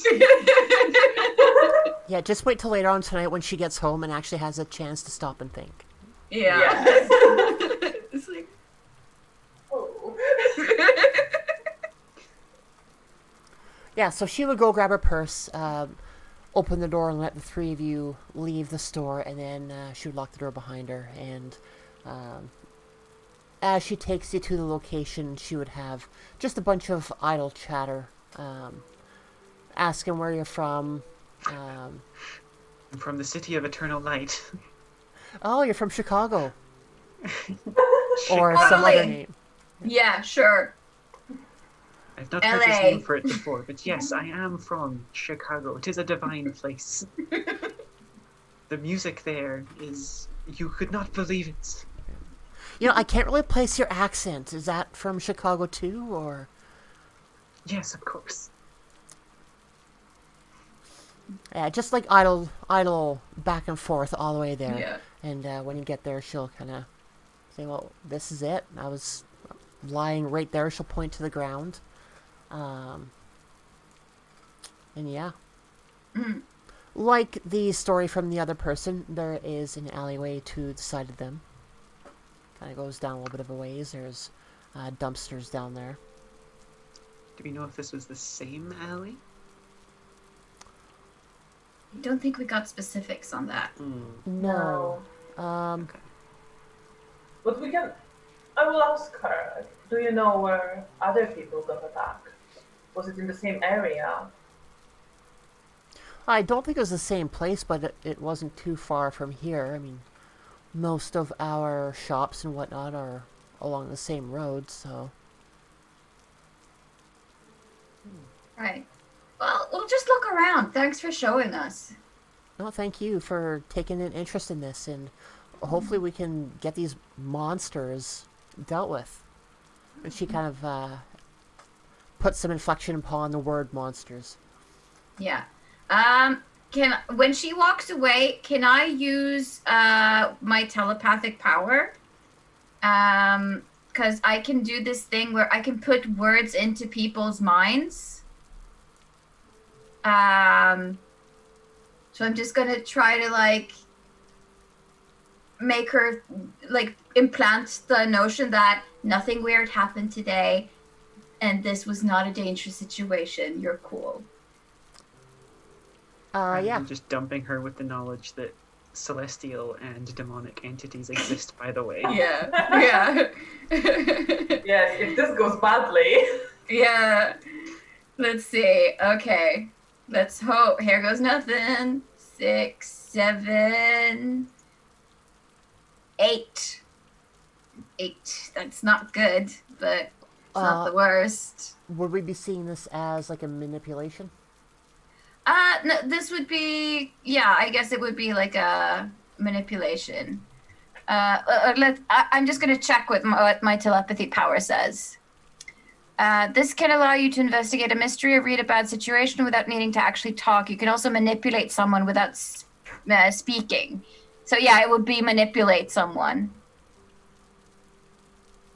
So I roll normal manipulate someone roll, basically. Yeah, Oh, so that would be plus charm, actually. But it's still the same. I have the same stats in charm and sharp. Cool. So, yeah. We will say that whatever you're suggesting to her takes root, but she still has this feeling in the back of her mind that something just wasn't right. Like, her cut is now gone and she doesn't remember it healing up over the past few days. So there's something that just it makes a jump in her mind. Yeah. She'll probably realize what happened, but it'll take her a little longer, hopefully. Yeah. I hope. Meredith Ashton, as a learned woman, do you think this will leave a scar? And you're like showing the. Sure. Well, I will look at it. You should probably disinfect it, just in case. You took somebody else's bandage. Oh yeah, that's Is usually that not a bad? good thing. Ew. Yes. We're talking like last time she was on Earth was like medieval period, so medical knowledge is definitely not a thing. I think you'll be fine. Just, when you get a Flesh wound markets. or a scratch, disinfect it. We'll get you some things for doing that. Excellent. I don't know what she was thinking. It was not pure thoughts. If she was thinking pure thoughts, the healing would have taken root, but it did not. Anyway, yes. Searching for evil entities. Yes. So yeah, I think I will go into the alleyway and see if there is a sign of any monstrous presence that can be found. Okay. So then let's. Well, I guess that'd be investigation to see if there's anything you can find. Yes. Okay. So. You can ask like what happened here and stuff. Yeah, and you can also. Oh, where did it go? That's a good So- question. It's a good one. Okay. So I got 6, and I have +2, so that's 8. Okay, that gives you one question you can ask. What were the question? Like, is there something relating to how to find it? Where did it go? Yeah, where did it go is one of the questions. Okay. Yeah. Now, also, too, this is something that magic could also help with. Let me find. Could try to use my hunch. Because the hunch's work is like when something bad is happening just about to happen somewhere that I'm not, I can roll plus sharp, and on a 10 plus, I know where I need to go just in time to get there, and on a 7 to a 9, I get there late, but in time to intervene, but not prevent it altogether. So if you think that would be relevant, I can roll for that. That could work. I guess is that like a sort of weird premonition? If this red cap is attacking someone somewhere else, you can be like, Yeah. "Oh, I sense it." Yeah. Okay. It's Cool. this way. This way. Yeah, we haven't heard from. Is it Sophia? Is the spirit? No, Sonia. Yeah. Sonia. No, she hasn't made an appearance yet. Okay. I think if we had gone into if Lilia had gone into the police station, I think Sonia would have reared her head a little bit. But I'm just not sure when it's appropriate to bring Sonia out, just yet, since it's like the first session. I don't know. Charlotte, do you have any thoughts on that? Nope.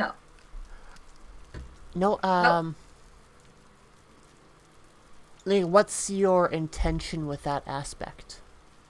What, with Sonia? Yeah. It's usually when I've used my powers, she'll be like, okay, well, now it's my turn. You've used them, a bit. So I figure like I could do like we could do like a percentile, like a roll. Like if I get a 10 or more, then she doesn't come out. If I get less, then she'll pop by. Yeah.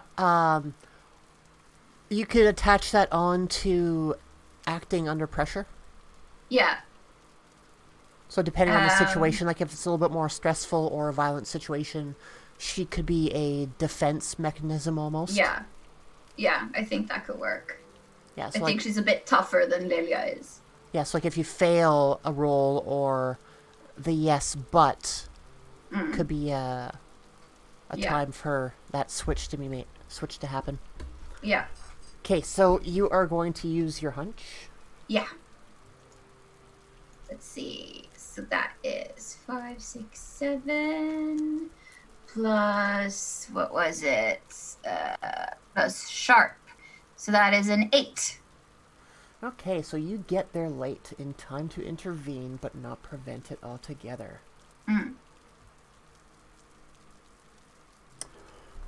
Okay. Just gonna need 1 second to work that Take out. your time.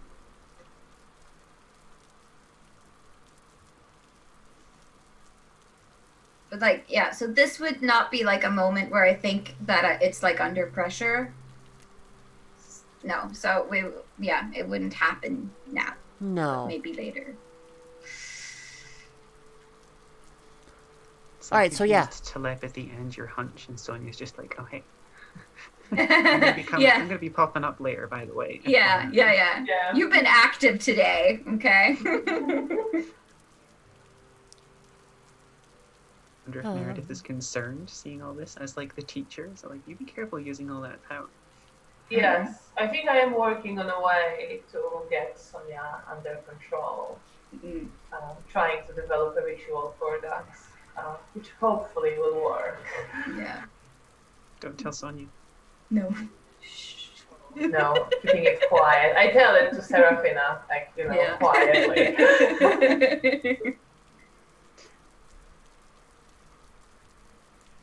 Let's see. Okay. Yeah, so as you were driving towards the florist, you drove past a park. And you've seen a bunch of kids playing, but what didn't fully register in your mind at that moment was this one girl that was standing apart from everyone else. She was almost hidden by a tree, but you were able to get a glimpse of her. She was, we'll say, roughly about 5'7", 4'7", 4'8". I'm not sure what that is for everyone else because Canada's hybrid and we use both metric and imperial. It's a bunch of centimeters. She's I'm standing. not sure. Yeah. Yeah, I have no idea how much of this, but never mind. Yeah. 124 centimeters. Yeah, probably. 130? Yeah. That sounds like a kid's size. I'm 160 centimeters. Yeah, I was trying to quickly do math on that one. Yeah. It's No, easier I think to... 124, yeah. Yeah, so she's standing there almost behind a tree, but not fully. You see her back.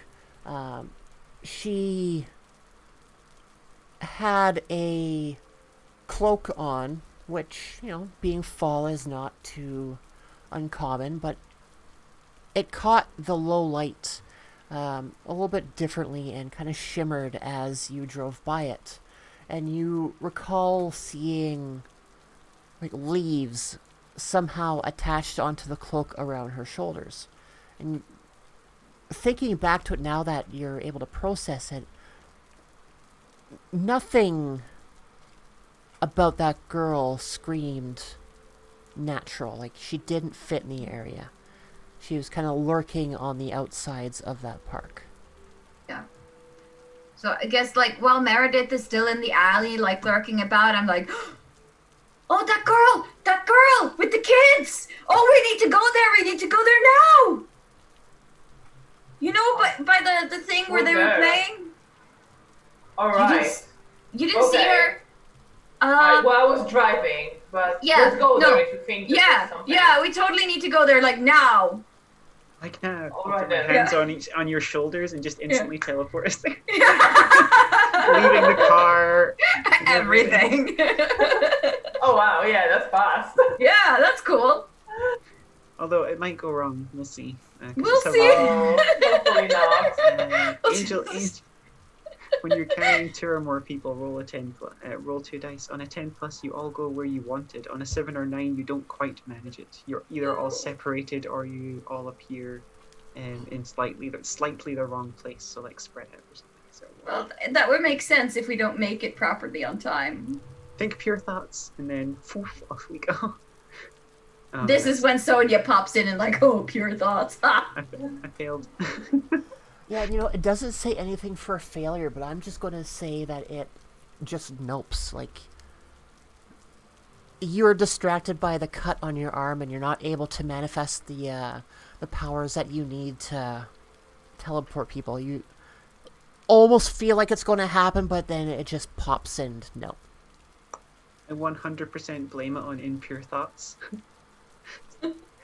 I just glanced at Sarah with like, was something supposed to happen?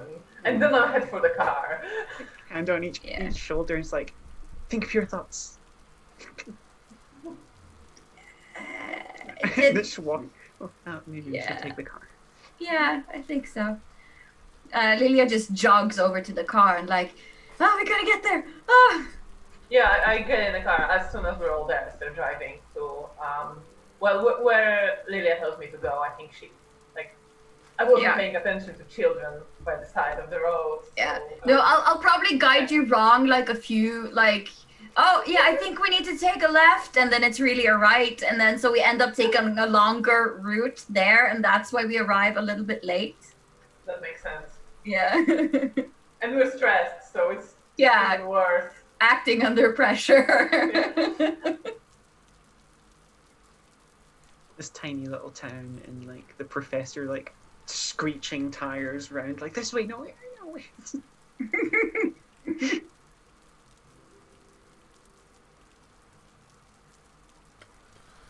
Yeah, so you pull up to the park,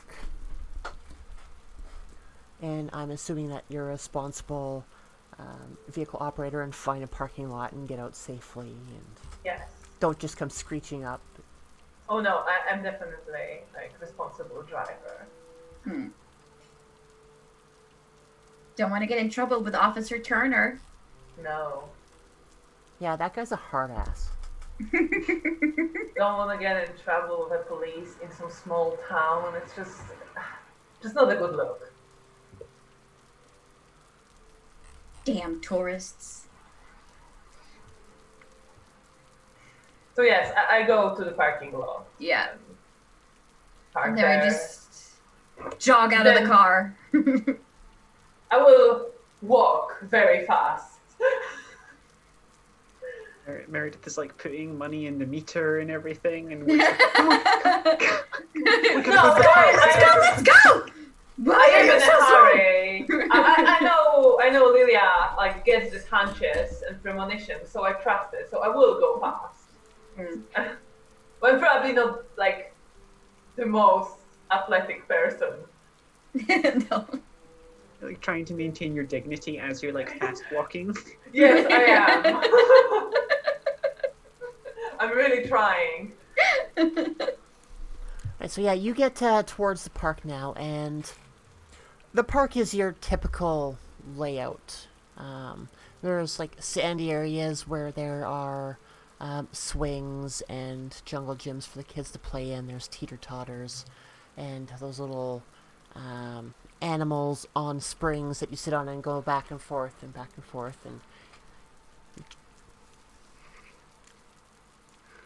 And there's probably, about say 7 or 8 kids all running around, and laughing, having a good time. And on the opposite end of the park to where you are right now, you get a glimpse of this girl who is wearing a cloak, and on the cloak have leaves stitched onto it. And you see her holding on to the hand of this little boy. And she's kind of looking at him, and it's like, come on, and swinging her arms and kind of skipping and jumping and heading him towards a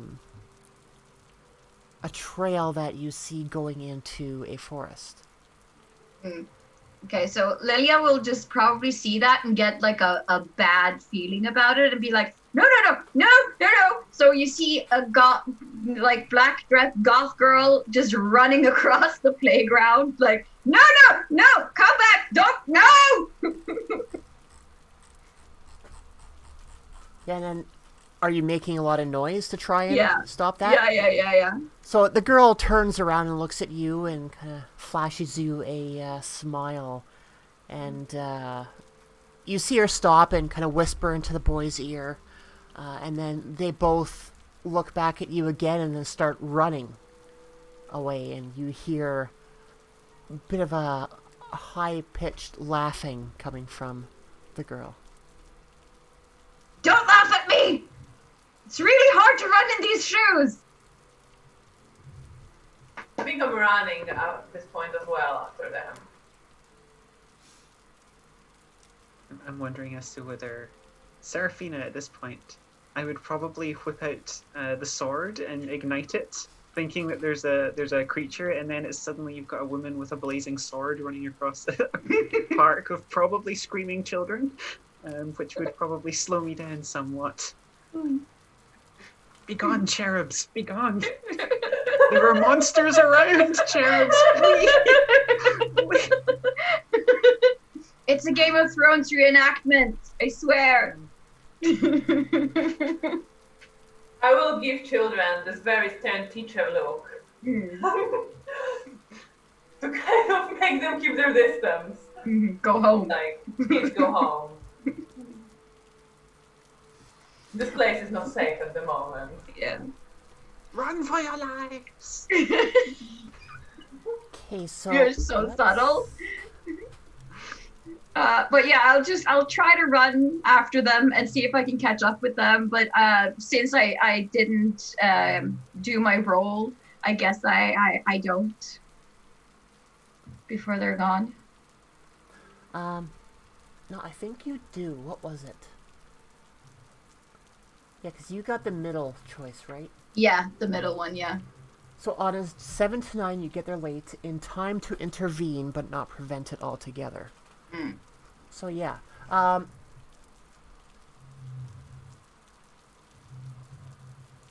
Yeah, so I guess with that being said, I was going to get you to roll for acting under pressure, but I kind of feel that the results of that roll have already mean that you will intercept them. Okay. Cool. Yeah, so the three of you are making your way towards the entrance of the forest.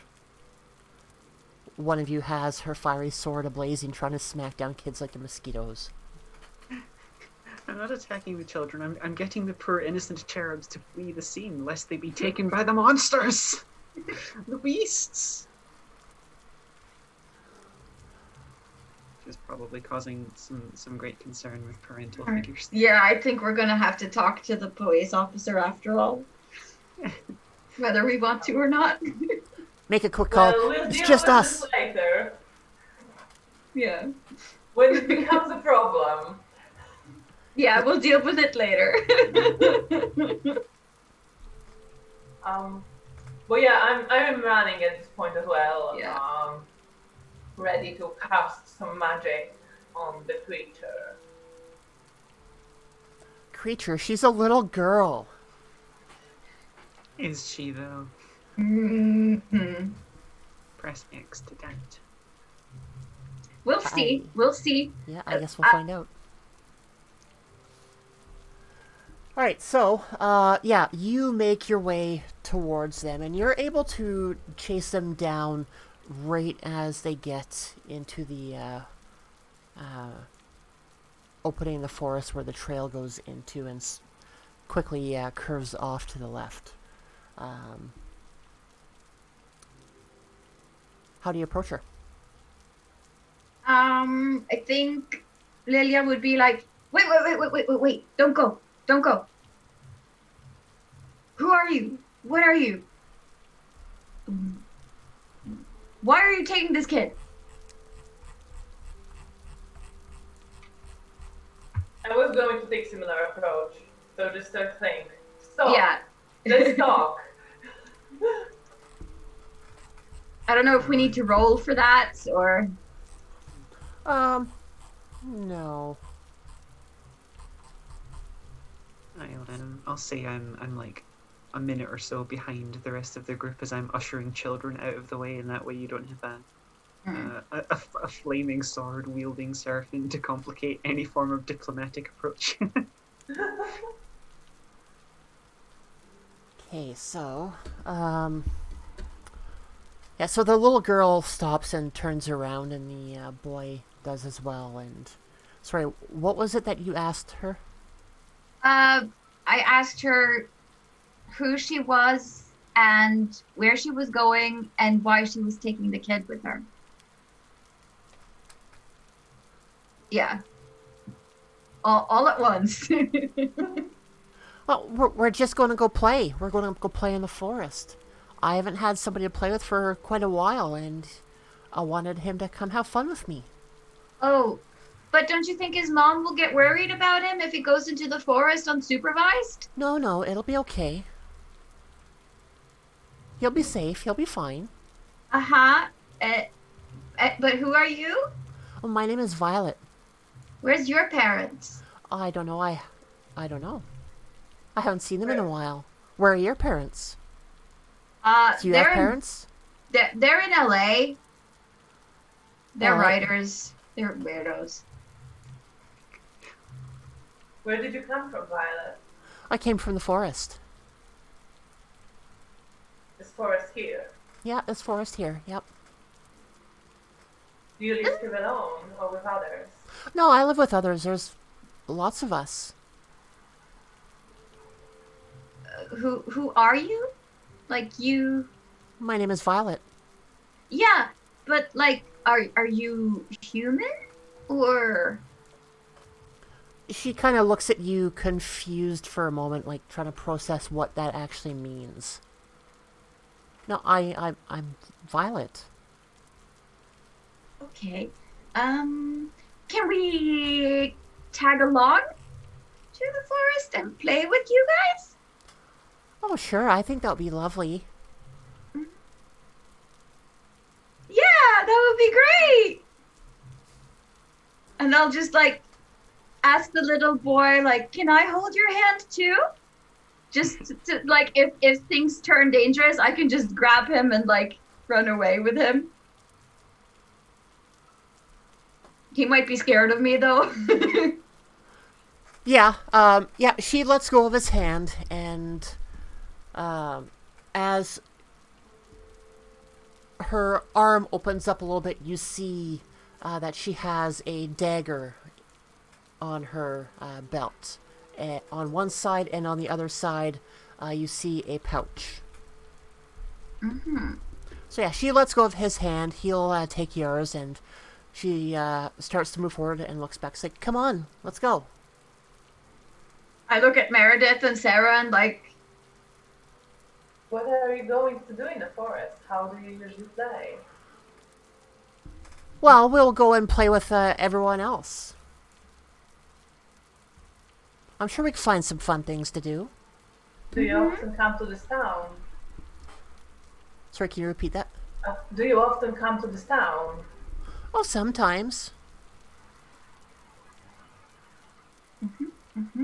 I'll just like hunker down by the boy and be like, you should go home to your mother.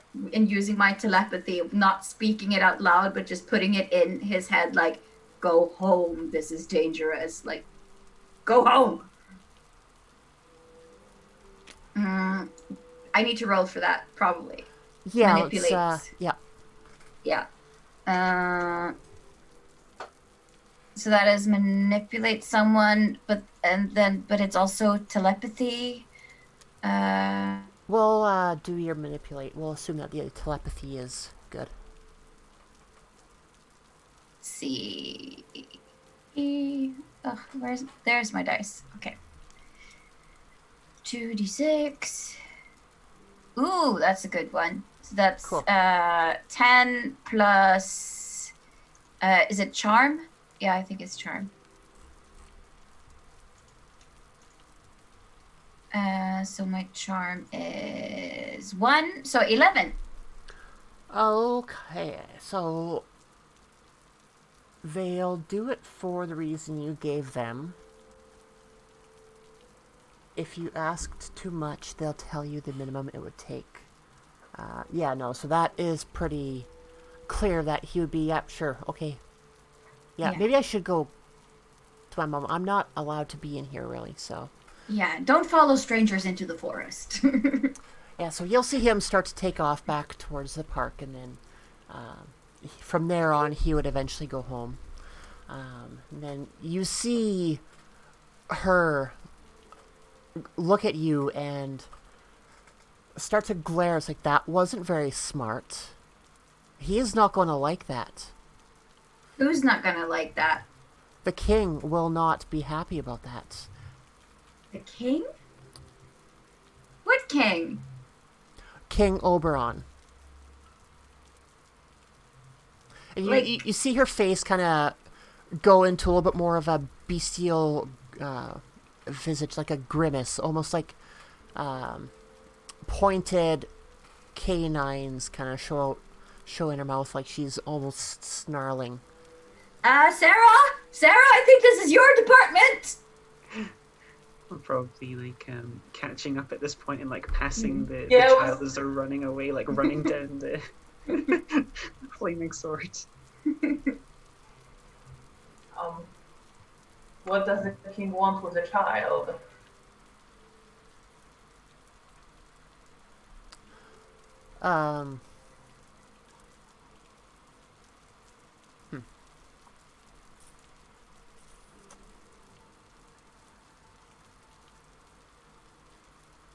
The king wants to keep all the kids safe. I was sent here to rescue this child so he can have a proper, healthy life in our kingdom. You kind of see her face go back to a little bit more of a pleasant, restful state.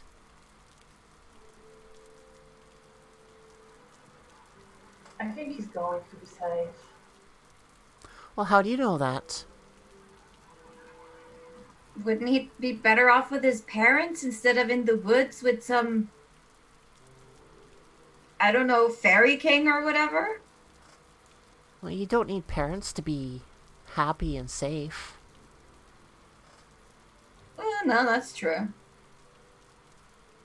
That is true. Would Meredith recognize like the name Oberon? Yeah, that's the thing. Would I know anything about this? Um, Do you have a skill for that, like on your character sheet or something? Oh yes, I could. Oh, that's nice. Let's do this. I could look through my memories from my dark past and see what happens. Nice. That's fancy. So I think I'd I'm like sure to do we all that will. because it's going to be fun. So that is roll plus weird. Okay.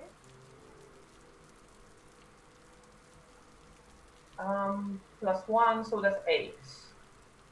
okay, Which means I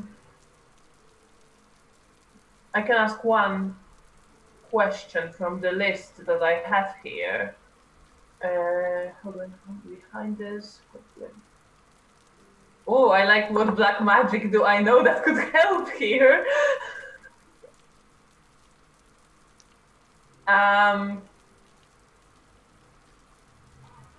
But yes, I think I will go back to my memories of dealing with King Oberon, and I will delve into my black magic past. Um, yeah, so that's the question. What black magic I know that could help here? Okay, so how does the black magic work? I think it's just like use magic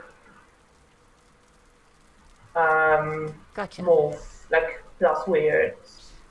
But I guess this would be more in like a ritual that would do something or something like that. I guess. Where is magic? We need like a ritual to take us to the court of King Oberon so we can speak to him and tell him to stop preying on this town. Or to banish him from here. Well, that's the question. Well. What's the power level of King Oberon? Probably higher than mine. Maybe not higher than like Sarah's. Maybe. That's the problem, is that if Sarah's flesh and blood gets destroyed, she'll get revealed, and then like the Sister Seraphim will probably immediately show up and just be like, back to jail you go. Yeah. That's like the danger there. Mm. Okay, just give me 1 second. Should we ask Violet about the red caps? If she knows anything about them, maybe she'll answer. We could do, yeah. Sorry, Charlotte, is this magic thing a problem? Because I can ask something else if this is a problem. No, I am just trying to find a few pieces that would explain that. It's Yeah. on the. Do you want me to read the thing to you? The move? No, I got it. Oh, okay. There is. Yeah, so you would know, based upon your black magic dealings, that if you were to go to the, let's say, portal of some sort, like gateway, that you'd be able to use your magic to trigger it to be able to jump realms. Oh, okay. So we could Somewhere go in this seeking Oberon. forest. So is that implying that somewhere in this forest there's some kind of gate to the Fey world? Yes. Yes. And that's where this kid is going. Okay. Hmm. This Yeah. child. Yeah, you know what? Let's extend that. And you've seen reference to fairy in the past. And you have a brief idea of what that realm is all about. And it's like the Fey realm, run by King Oberon of the fairies. You've seen reference to him as being very powerful. You know that there are ways to his kingdom through gateways in forests such as this. And you also know that it's not... You can't easily find those portals. If you try and go looking for them without a guide, you will get turned around, you'll get confused, and you'll find yourself back leaving the forest itself. So it's not something that you can typically find on your own or stumble across. Do we want to go there? Take us to your leader. I'm tempted to do that. We've So gotta yeah, I find think out I will why. say to Violet, can you take us to King Oberon? Oh, sure, I can. I don't know if he'll be happy to see you, though. I mean, you're in breach of the contract, after all. What is But- the contract? I can't really explain to what it is. I've just heard that word used a few times. You'd have to talk to him about that one. Huh. Okay. I mean, why are we going to King Oberon? That sounds dangerous. It is, but I believe if there is some kind of a contract, that's the only way to learn what's going on. Yeah, I guess. Hey, Violet, do you know anything about red caps, by the way? You see her perk up a little bit at the mention of that, and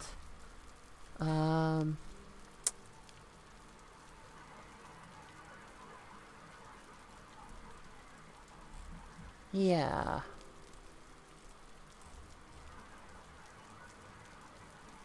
Just trying to figure out a name. What would be a good name for a red cap? Looking through your books, you would equate a red cap to be like a 7-foot tall brute. I was going to Okay. say Rumpelstiltskin. That's way off base. Barry. Barry? Yeah, Barry the red cap. Oh, you mean Barry? Yeah, he's here with me somewhere. Right. So he's the guy who's been like attacking people and slicing up their arms and stuff. Well, yeah, how else does he keep his cap red? Ooh. He Why didn't does used to come here before. Yeah, why is he here all of a sudden? Well, we were told to come here. By Oberon? Oh, yeah, yeah.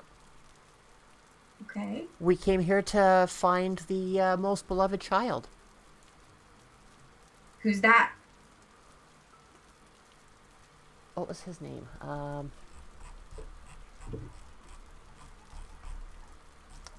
Where was his name? It was Max. What? Okay. Was that the boy we sent away now or some other boy? No, that was him. Okay. Now we'll have to go and get him later. Why? Why is he special? Because he is the most beloved child, and we were told to go get him. Most beloved by who? By the king. By the parents, by the people. What? We cannot allow you to spirit away this most beloved and innocent soul. Take us to King Oberon, and we shall Yeah. treat with him in person. What she said. But you're not the beloved child. Brandishing flaming sword. If there is some kind of misunderstanding with King Oberon, I'm sure we can straighten things out.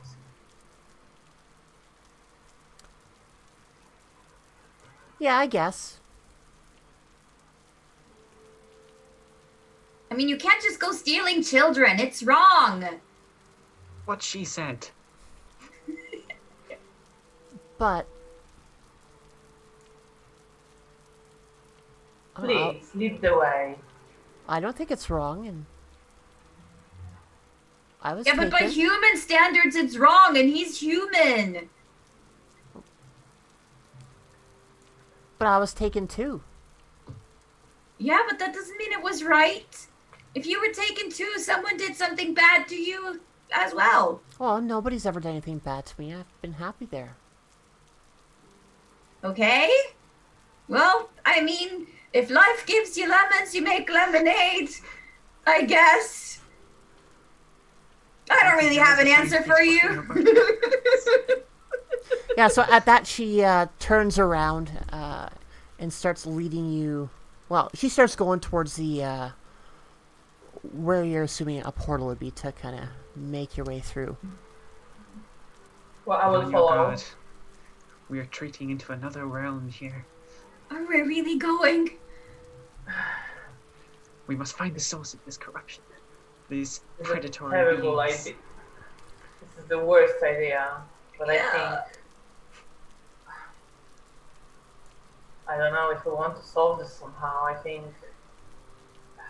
there's nothing stopping this king from sending in more of his creatures. True. Just like out of character, I probably think Meredith is kind of also like, oh, I get the chance to see another dimension. Ooh. There is definitely that. Maybe taking selfies with King Oberon? Like, Oh, I don't think Meredith takes selfies. But she Lilia will does. Lilia. She will greatly Lilia. enjoy the experience. Lilia, take a selfie with King Oberon as a memento. Or, you know, if King Oberon asks you to take a selfie with him, you don't say no. No, exactly. No, yeah. Maybe he will be happy with the knowledge of selfies and Yeah. Dwarf, I'll place my hands on your shoulder. Be like, but worry not. Even though we step into another realm far more dangerous and unexpected than this one, I am here and I shall protect you. Oh, great. I feel so much better. All right, so yeah, so you follow her for a few minutes through the forest, and you come upon this opening. And as you leave the opening of the forest, you feel a little electric tingle kind of course through your body, and the hair on your arms and the back of your neck stands up. And she takes you to the center, and you don't see much. Like, there's no real indication about any kind of opening or anything, just a small, well, not a small, but a low ring of mushrooms, like a fairy ring. And she guides you towards the fairy ring. It's like, I just walk through here and you'll be in fairy. And you can go with and... us. No, I can't. I've got work to do here. I think you should come with us. Yeah, You I might mean, get we don't in the know where to pass. go. Well, it's not that hard. When you get over, there's a path that'll take you down into the kingdom. Then what? Do we stop and ask for directions? Is there a map, a ferry that says this way yonder to Oberon? No, silly. There's Maybe no you map. could Google it. I don't think Google works in the fairy kingdom, Sarah. What is the point of it if it does not work in extra-dimensional environments?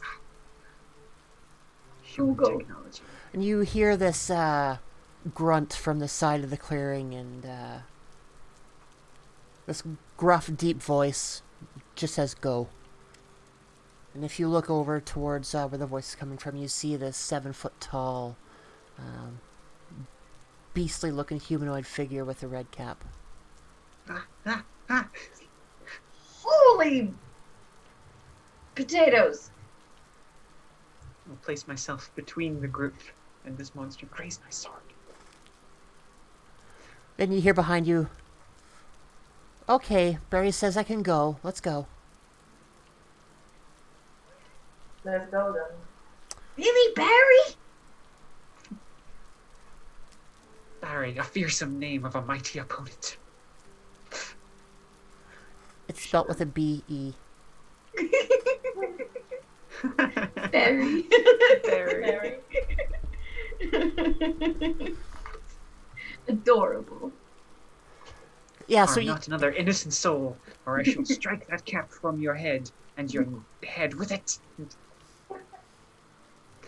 Yeah, what she Right. said. Yeah, he's standing there with his arms crossed, looking not threatened at all.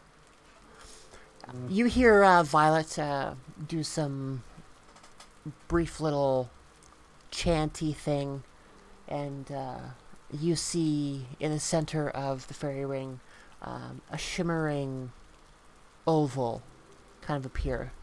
Kind of like what you'd see if you have ever played Diablo 3 and you use a town portal. I watch everything she's doing and listen to her chant very carefully. Trying to remember as much as I can. Do you step through? Yes.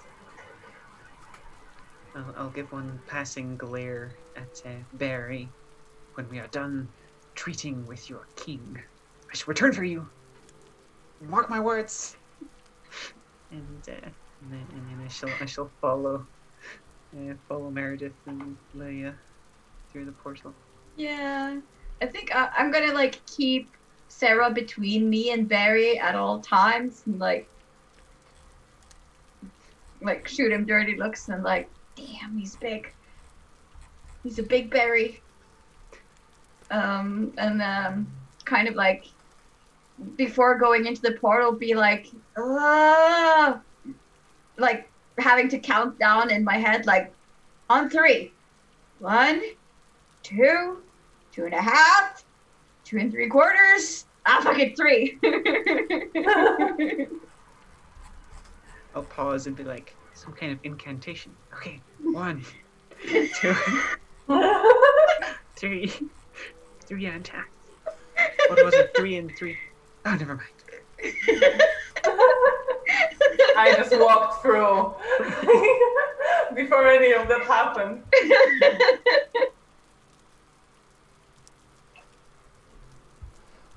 Okay. Huh.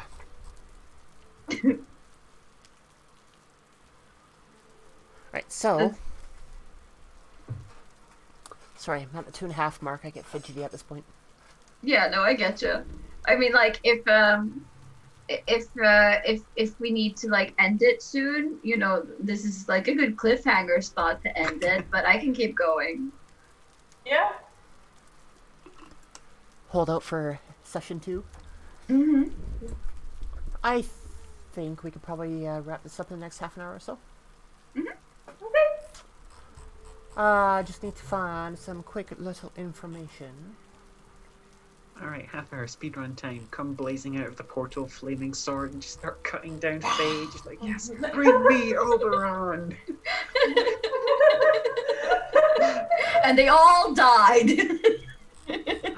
Rude. And Yeah. not everybody was Monster of the Week. The lesson here is don't bring a crazed divine being into dangerous situations. Is Sarah the monster of the week? We were the monsters all along. Yeah.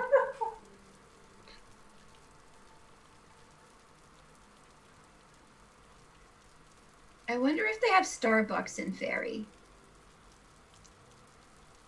I wouldn't count on that. No. Surely if they don't have Google, they will not have Starbucks. Not true. I wonder what they do with their milk here. Good question.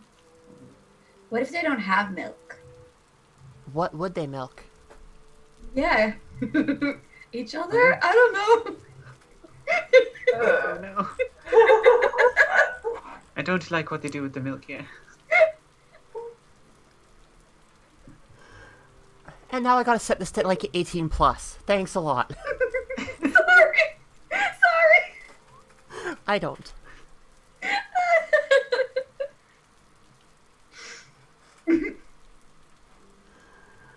Okay.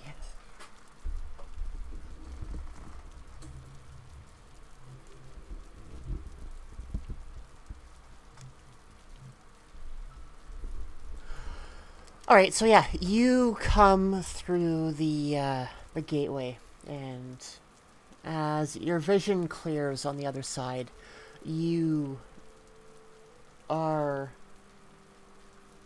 overtaken with the smell of life. Like, it is almost an assault on your scent. Just how strong the odor from this green forest is. Like, you have the smells of new flowers that are starting to bloom mixed in with the decay that you would find at the base of a tree as leaves and other underbrush start to crumble into nutrients for the new growth that will start to sprout up through it. And above you there is a bright green canopy of leaves with a sun trying to shine through the leaves itself and casting everything in a green hue. The ground itself is rather clear on this path. It looks like it's a very well tended path through a forest. You see people in the distance moving back and forth between these large trees, which when you try and focus on what's actually going on, you see like doors in the trees themselves.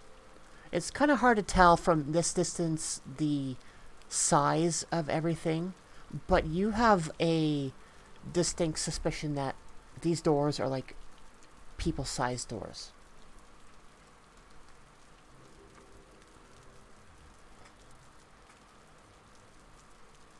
I'm I think watching everything very carefully with a lot of interest.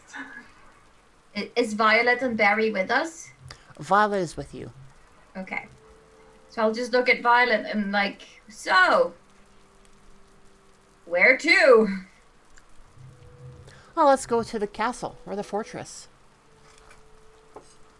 After you. Yeah, and she will start to lead you down the path, kind of skipping as she goes. And as you get closer to these trees, you're not sure what it was before, but something must have been playing a trick on your vision, because what you thought may have been full-size doors and whatnot actually weren't much different than your typical tree, although on a larger size in a forest. Like, I'm not talking giant redwood size, but pretty respectable tree trunks. I'm not sure what they have over in Europe there for trees. Whole lot of pine. Yeah? Yeah, just a lot of pine. Need to be careful with my sword here. Set the entire forest ablaze. I will extinguish it for the time being. Yeah, so she keeps on leading you down the path, and you see these individuals that you've seen before. They were smaller. They were roughly about half the size of what we'll say the smallest of you is. Like, they would probably come up around 2.5 feet, 3 feet in height. They are very willowy creatures. They have long hair in various shades of green and blue and purple and pink, and you notice that their hair color is very similar to that of flowers that you also see like lining the path and growing around the trunks of the trees that they're moving in and out of. Aside from that, they look relatively humanoid. I mean, they might have a slight tinge to their skin, whether blue, green, purple as well. It doesn't always correspond with their hair. There could be contrasting colors there. You hear Violet give greetings to some of these people as she goes by, and they'll greet them or greet her in return. But aside from that, nothing or nobody really approaches you to see what's going on.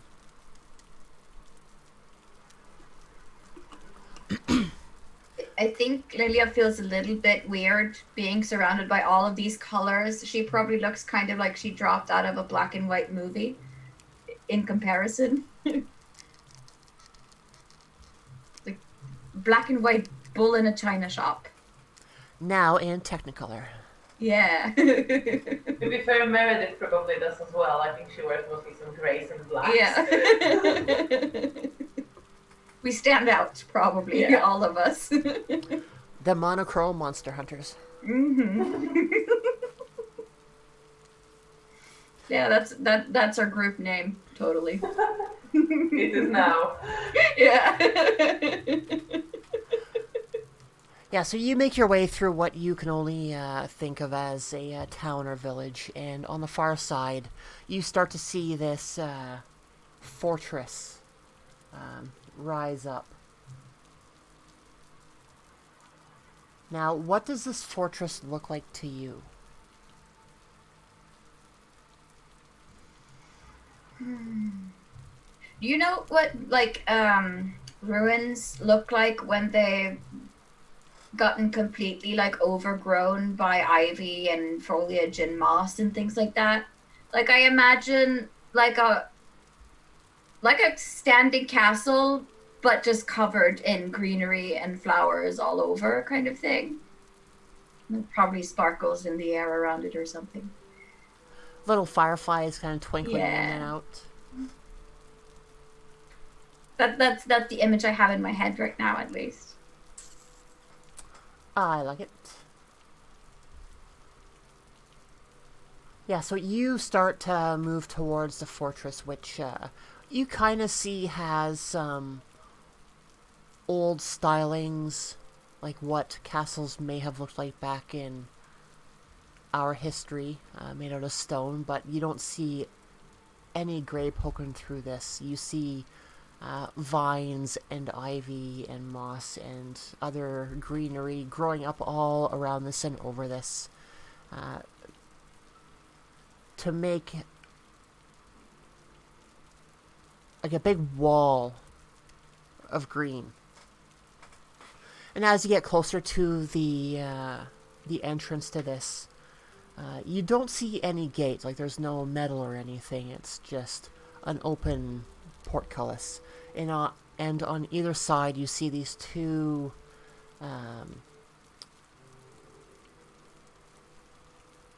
figures that are between 6 feet, 7 feet tall, but they look like humanoid trees. And both of them are standing there, and you see their trunk kind of separate into two legs, and those legs separate into roots, and those roots are kind of dug into the ground on either side. And it looks like they're standing at attention, and each of them is holding a perfectly straight staff of wood. Right? You get the feeling that these are sentinels standing guard to the entrance of this fortress. And as you get closer, you see the staffs that these sentinels are holding cross over each other, barring your entrance. And Violet will pipe up to them. Now, get out of the way. I've got guests for the king. And they will move their staffs out of the way to let you through. And you're able to make your way up and through the fortress. And there's a lot of what you've seen outside, you see inside. You see the villagers that were out there. You see some new ones here moving around, carrying different trays of stuff. And you walk past a room which you're thinking is a kitchen, as a few of the people are starting to prepare a meal. And you're able to make out these bright colors of berries and fruits and whatnot on a platter. You wind your way through the fortress, and you come to a big set of double doors made out of dark wood. And there's no vines or moss or anything growing on these. Like, this wood gives an aura of age, but it's also giving the feeling of... That's my cat. Yes. he likes to talk. So sometimes when he wants attention, he'll be like, rah, rah, rah, hello. Aw. Hey, Percy. Mine does the same. He'll just start chirping away. And you hear this sound of this chirping animal off in the distance. It would appear that the animals here can speak. And Violet moves towards the doors, and she pushes one forward. And it takes a little bit of effort. You see her put her hands against the door and kind of brace her feet and push, and you hear the doors open up, like gliding, almost like silk on the hinges. So silently opening up. And she walks through and looks back at you and kind of brings her hands like, come on.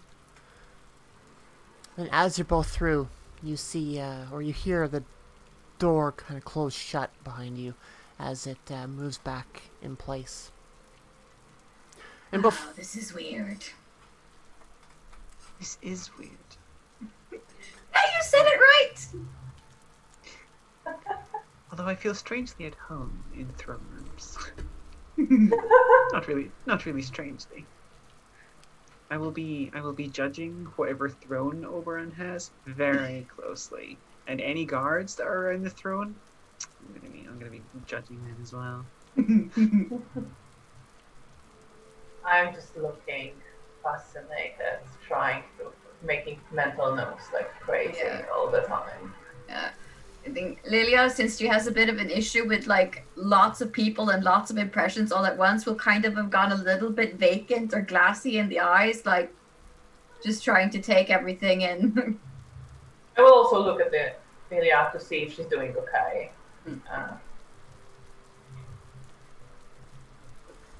If I don't see anything super alarming, Yeah. I will. No, she's just uncomfortable and Yeah. overwhelmed.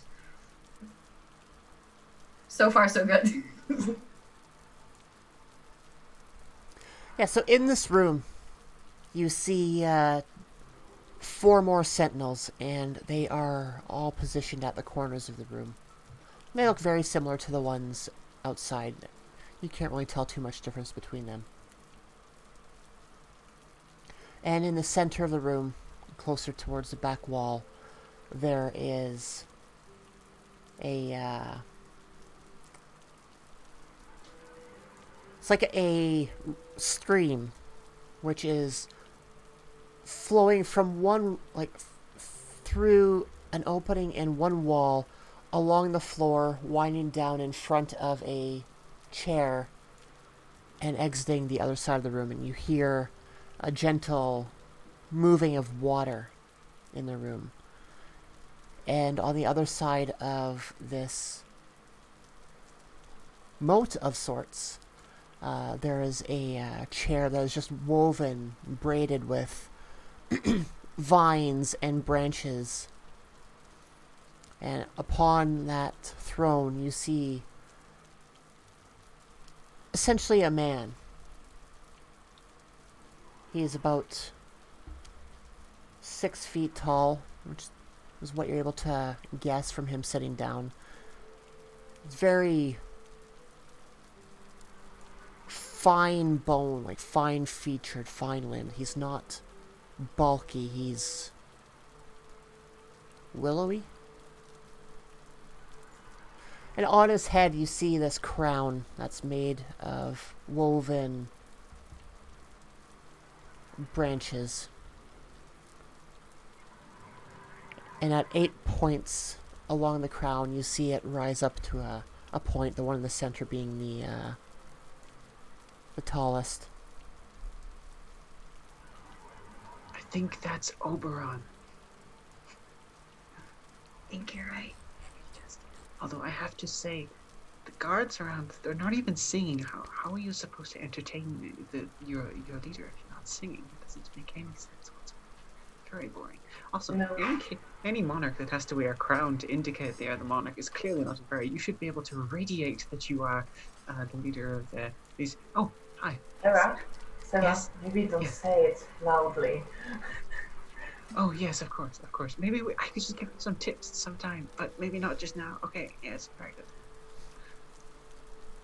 Yeah. Sure. Yeah, so he is sitting on his chair. He's kind of lounging. And you see, leaning up against his chair off to the side is an ornate sword. But as he's leaning up in leaning in his chair, he's got one arm resting on one of the chair arms, and the other one is kind of in front of him.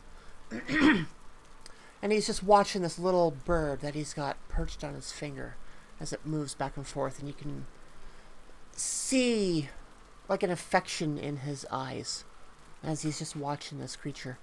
And the odd time the bird will give out a little chirp. I will raise my sword. Oberon, king of fey creatures, we have come to treat on behalf of the innocent souls of Handfast. You have preyed upon them for too long, and no longer will we allow it. We have come to put an end to this. Speak of us, to this contract that you have. Tell us why it has been violated and what exactly you intend to do, and how we can stop it would also be pretty good. All right, I'm running out of steam here. Uh-huh. What she said. He continues to sit there just watching this bird and proceeds like nothing has happened, like you didn't speak. And he goes on about this for a little while. Turn to Violet. Is your king deaf? No, just wait. Just wait. I'm just waiting, hoping he will react soon. We don't have time to wait. There are innocent souls at risk, and I will begin to step forward towards the moat and see if it elicits a response. I demand that you take us seriously. As you try and step over the moat. I'm mortified at this. Yeah. I think Lilia is having like a out of body experience at this point, and like, oh my god, Sonia, can you just like take over? I don't want to be here anymore. As you go to step over the moat, you suddenly find yourself face to face with the point of a sword. You didn't hear it move, you didn't see him move. The bird is still on his finger. Like in one graceful movement, he was able to bring it up and in front of your face. Violet, who are these people? They're visitors from the town. They stopped me from bringing you the most beloved child. They want to talk to you. They stopped you from bringing me the child. You kind of see her withdraw a little bit. It's like, yes, they just want to talk to you first. So you will have no more kidnapping of children, not while we are protecting this place. Oh, we would indeed like to talk. Yes, We are yes, not talk. from town, but we are mediators. Totally. At the word mediators, he kind of looks in your direction. And he doesn't have like anger in his face or anything. He looks rather serene. I try to appear calm, and I will continue. We've heard there was some issue with some contracts. We came to you to find out the details and learn why you decided to send some people to town to attack its inhabitants.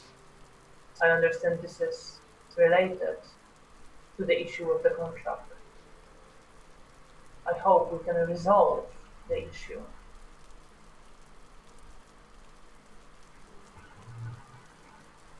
There is no issue with the contract. The contract was broken, and therefore the penalties have been brought upon that town. What contract? Many years ago, in exchange for my favor and assistance with their crops, I made a deal with the town to continue to provide... I don't know where I'm going with this now. I know where I'm going with this. Just trying to get the words out properly is tough at times. Words are hard. Words Yeah. are hard.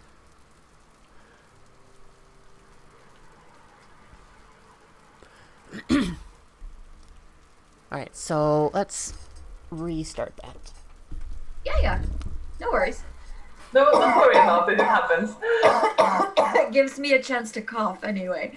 I'm supposed to play an articulate character, so I always try to okay, what should I say? Yeah. That's why I always end up playing like the complete disaster characters who just like walk right into the situations by accident.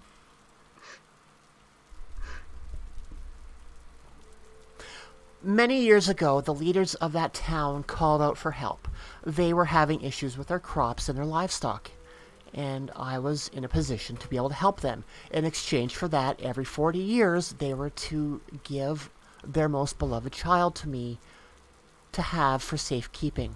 Nothing ever comes of harm of these children, as you can see by Violet, but they're now late. Yesterday, I was supposed to get the child, and they did not give me the child. Oh, are you sure the people of Handfast know they're supposed to give you a child? I mean, like, if you made a deal ages ago, maybe everyone died or forgot or something? How is that my problem? The deal was made. It is up to them to use their lore keepers to pass that information from one generation to the next. But who was the deal with exactly? He would rattle off about 3 names of the, we'll say, town elders around, like 400 years ago. Like this would have taken place around the founding of the town itself. So we'll say this is the 10th time that this has happened. So every 40 years.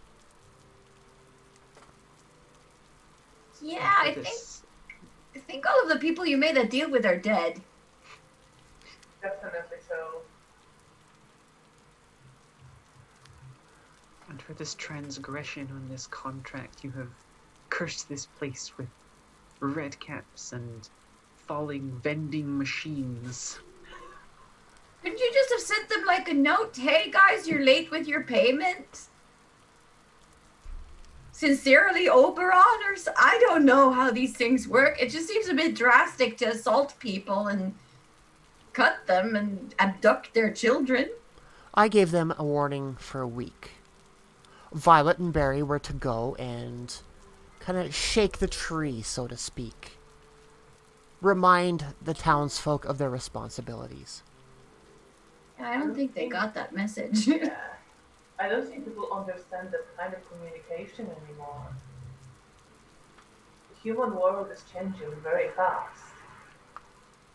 You should get one of these. Lilia holds up a cell phone. That's how modern human beings communicate. You have numbers that you punch in, and then you get to call people and talk to them directly instead of sending vague signs like smoke signals or murder. I'll share a glance with Oberon and be like, I don't understand it either, but apparently it works. Although I don't know if you have reception here.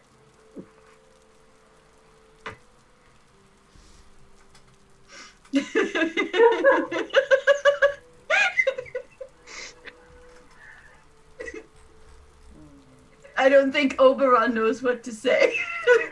No, he does not. He's kind of looking at things in confusion. Well, what we are trying to say is that the people you made deal with are dead, and city or town is now occupied by new people who know nothing of this.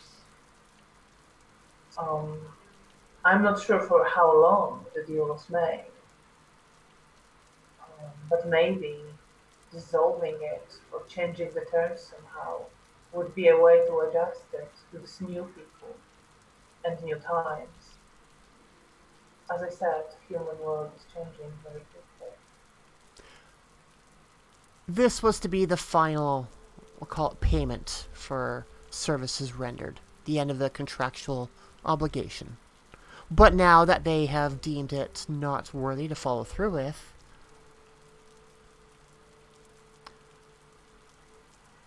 I don't know if I will let it go that easy. What are the consequences?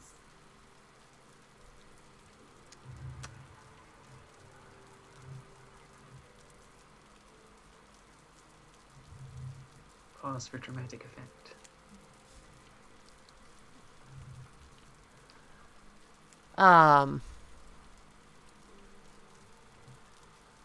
failure to provide what has been agreed upon would result in the failure of crops for the coming 40 years.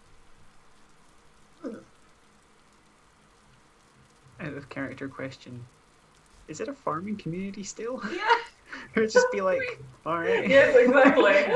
We all switched over to like cloud-based IT solutions, so you know. It has been taken over a little bit more by tourism, but it is still kind of rustic. Failure of crops for 40 years doesn't sound too bad in modern day. Is there anything that could convince you to forgive this breach of contract? I'm sure nobody in town meant any disrespect. It's just that they're unaware. You know, humans live much shorter lives.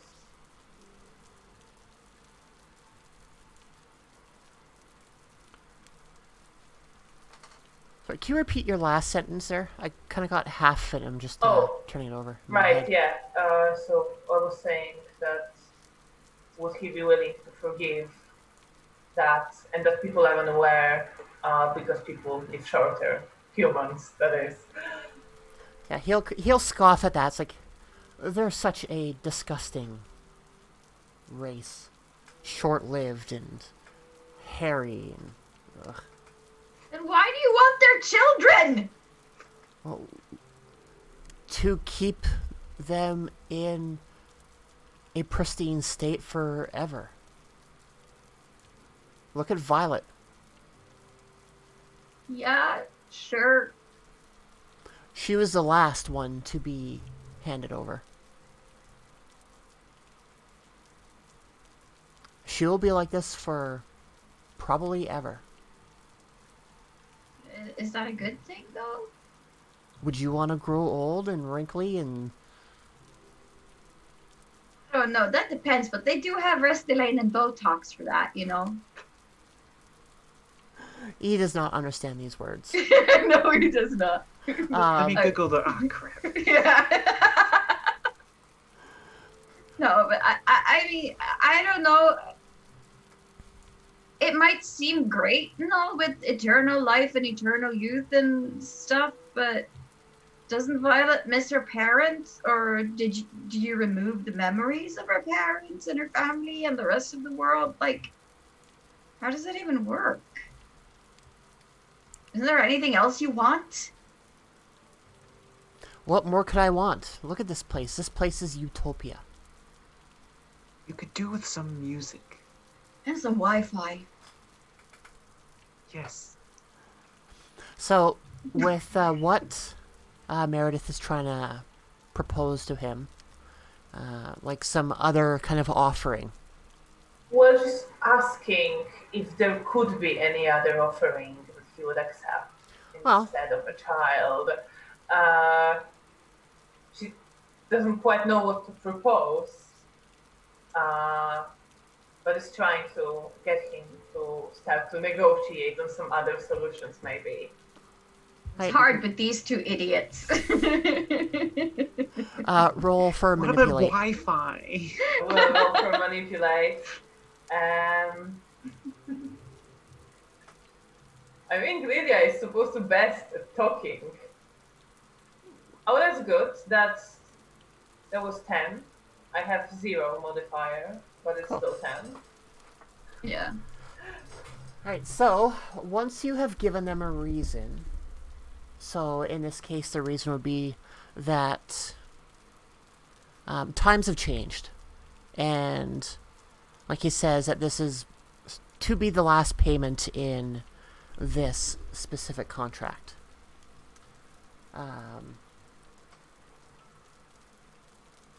On a 10, they'll do it for the reason you gave them. If you ask too much, they'll tell you the minimum it would take for them to do it.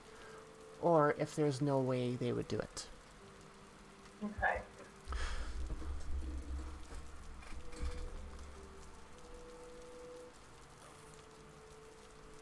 So he goes silent for a few minutes, and he'll put his finger back out and have his bird land on it again and just kind of look at it and they stare deeply into each other's eyes.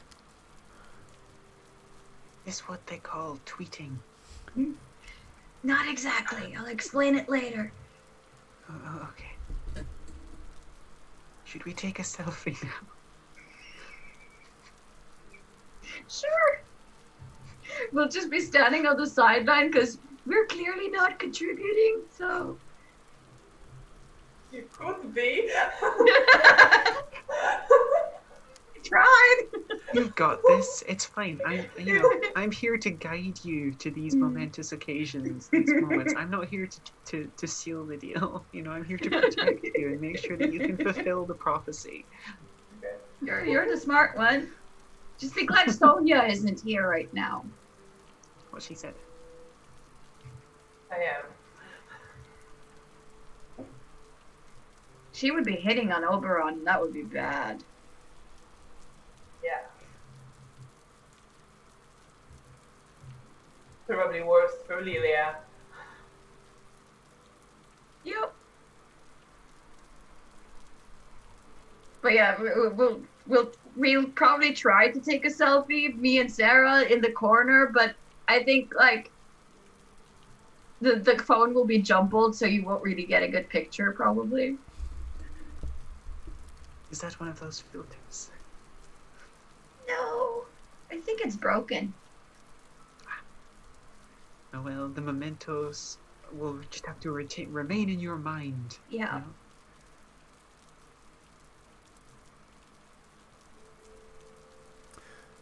And he, lowers his hand a little bit.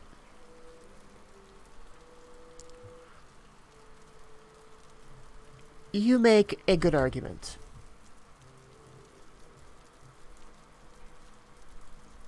But, because this is breaking the contract early, there are still some penalties that have to be made. Or paid. Penalties to be paid. Something like that.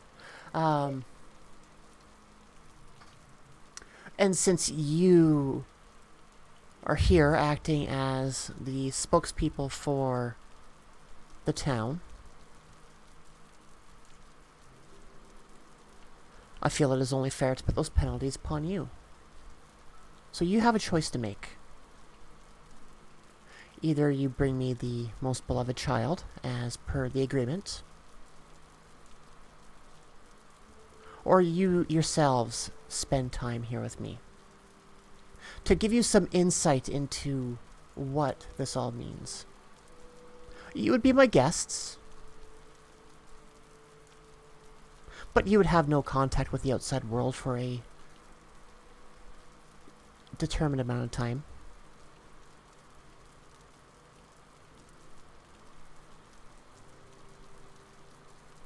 With Meredith, do you want to ask the smart questions here? Would all of us have to stay?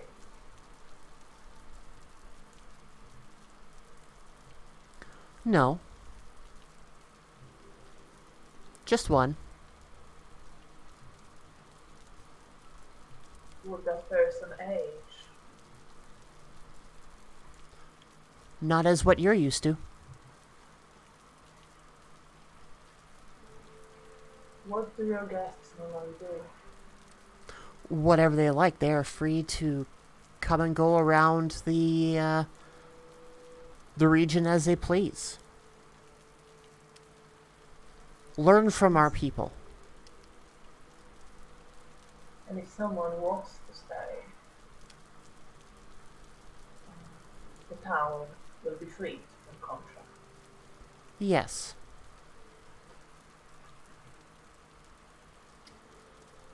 I look at Lilia and Serafina. I think I should stay here. Okay. For how long? Yeah, how long? I am not sure, but I'm sure it could be an interesting experience. Yeah. But I mean, if you stay here, I feel like I kind of have to stay here because you're supposed to help me with, the I know, and I take thing. out like my keys and I give them to Lilia to my house. You are smart. I'm sure you can find a solution. You'll find my notes on the ritual I was working on. Mm-hmm. Are you sure about this? Are you sure? Like, really sure? Well,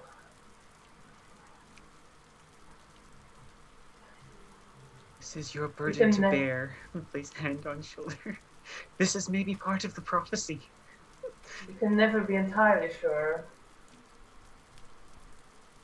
But I think I'll be alright here. Okay, well, how long does she have to stay? Lilia says, like, it looks at Oberon. Like, What is the word Ballpark. for a point of time within a contract? Like, if something is paid once a year for 10 years? annual? Or, Annuity? yeah, I guess. Yeah. I think so. Well, the term is 40 years. But that is for one person. If there were more people who were open to that, it would be divided amongst those who submit themselves.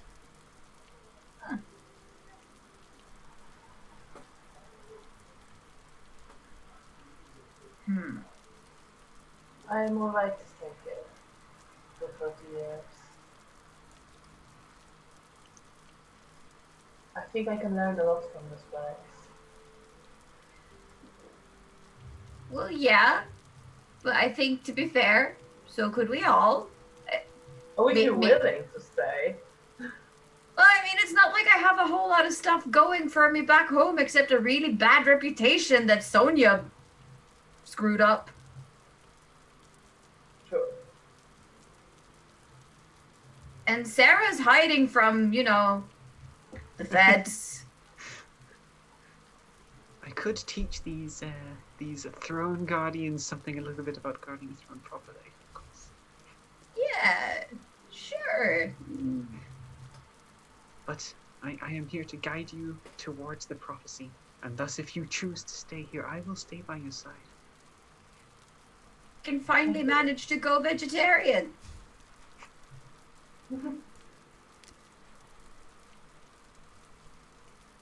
I mean, if you're staying, I'm staying. I'm your assistant. I'm your student. I'm supposed to learn about the occult and everything. And as you said, this is like the greatest learning opportunity ever, I guess. Oh, it certainly is. Yeah. So, yeah. If you're staying, I'm staying. Between Sure. the three of us, 13 years. It will pass by in the blink of an eye, I'm sure. Yeah. Oh, wow. That's 13 very- years without Wi-Fi. Do you want to reconsider? Think that through. No, I'm good. I'm good. It's okay, I shall teach you how to paint your own selfies. We will bring the art of the selfie to this fey land. Yes. Yes, we And shall. Starbucks. We shall teach them how to make the lattes. It will be a culturally enriching experience for all involved. Yes. I like that plan. And who knows, maybe there will be some demons in the darkness of this place that we can smite and continue the good work during our time. Right? Yeah. At that, he Yeah. pipes in, "Oh, I can put you to work. If you so Yay. choose." I think we all decided to stay.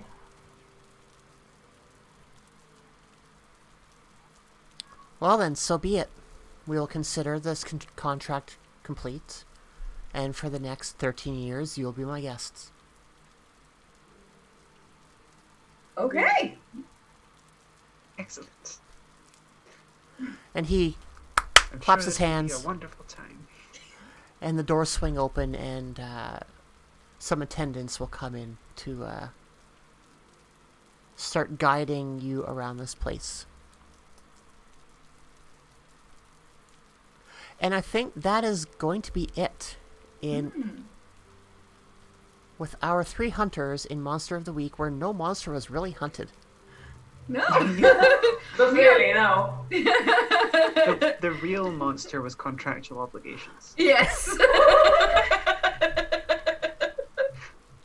Isn't it always? What we really needed was some kind of Faustian bargain to reconcile all of our debt into one easy monthly repayment. Like a child every 40 years. You know, how about a pinky every decade? You know. But, yeah, but I assume if we're in the Fey world, we'll just spend 13 years having adventure here's and then pop out In the future. Yes. Well, if time doesn't pass in the Fey world, Oh, that's true. Yeah. we'll pop out on 13 years later on an autumnal day in fucking, what was it? Handfast. Probably about the time that the police show up because of reports of flaming swords and scaring children and stuff.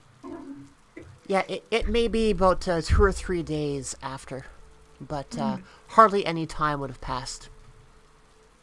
Right. You just gain Okay. like 13 years of experience. That's got to get you some cool stuff. That is Yep. good. Nice. So, thoughts? I thought it was Sorry? really fun. Yes, it was fun.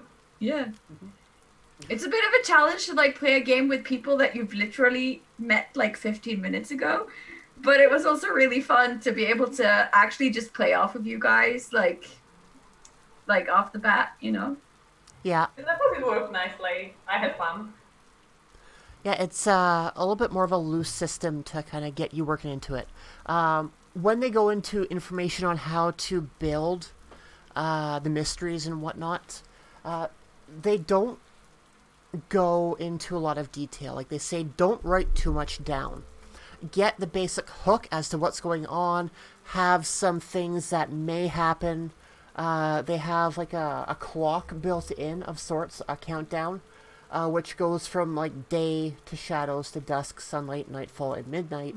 And each step of the way, something major happens. So if the hunters were not there, this is the progression that would happen throughout the day. So in this case, Oberon has Violet and Bone Cruncher, which was the name of Barry, but we've changed that for Barry the Bone reasons. Cruncher. Yeah. Barry the Bone Cruncher, Red Cap. Coming in from the top rope. Yeah, and then Violet finds the most beloved child, and then they abduct the most beloved child. Then Oberon lets Bone Cruncher off the leash. He kills several people, so on and so forth. Which ends up at midnight, where the other townsfolk must leave or be eaten. So, Oh, wow. Oh, Okay. yeah. That really escalated quick. so we stopped that. That's good. I'm saying Lucky we get- hunch. Yeah. We get wonderful adventures in Turnanog or Feyland or whatever for a while. Get some magical experience. Yep. Yeah. Fair trade. Fair trade. Fair trade. Yeah. I mean, what I do like with a Monster of the Week and like these similar kind of systems is that it's so easy to put together a character really quickly because you have these like rule books. So I think for first time players that you don't want to bog down in lots of stats and dice rolling and math and things like that, like this would be a good starter game. Yeah. Yeah, it is. It's very easy to get into. Yeah, even Yeah, on I the... think it takes all of them. It took like 5 minutes or something to put the character Cool. together because it's very much like you just check boxes. You're like, oh, I want this stat block and these special abilities or whatever. It's very, very, very snappy, very quick. I'd say Yeah. it's very ad lib dependent, because you've got like this sort of like limited list of actions and things like that. It is very That I could see that being a hurdle for people who are like new to role playing. Yeah. Because there's not as much sort of guidance on that stuff. Yeah. You gotta know your tropes. But if someone's like a big like Supernatural or Buffy fan or whatever, and you've got that passive absorption of tropes and sort of like how your average episode plays out in weird things like this, I could totally see new players picking up and running through it pretty easily. Mm-hmm. Yes, I think it's really rooted in its genre. Yeah. To the point where you can play the Chosen like Buffy. Yeah. Yeah, you are really the heroes of the story. Like, you are the hunters. You're not always supposed to win, so if you do manage to lose a character, having a 5-minute turnaround for a new character for next session is nice.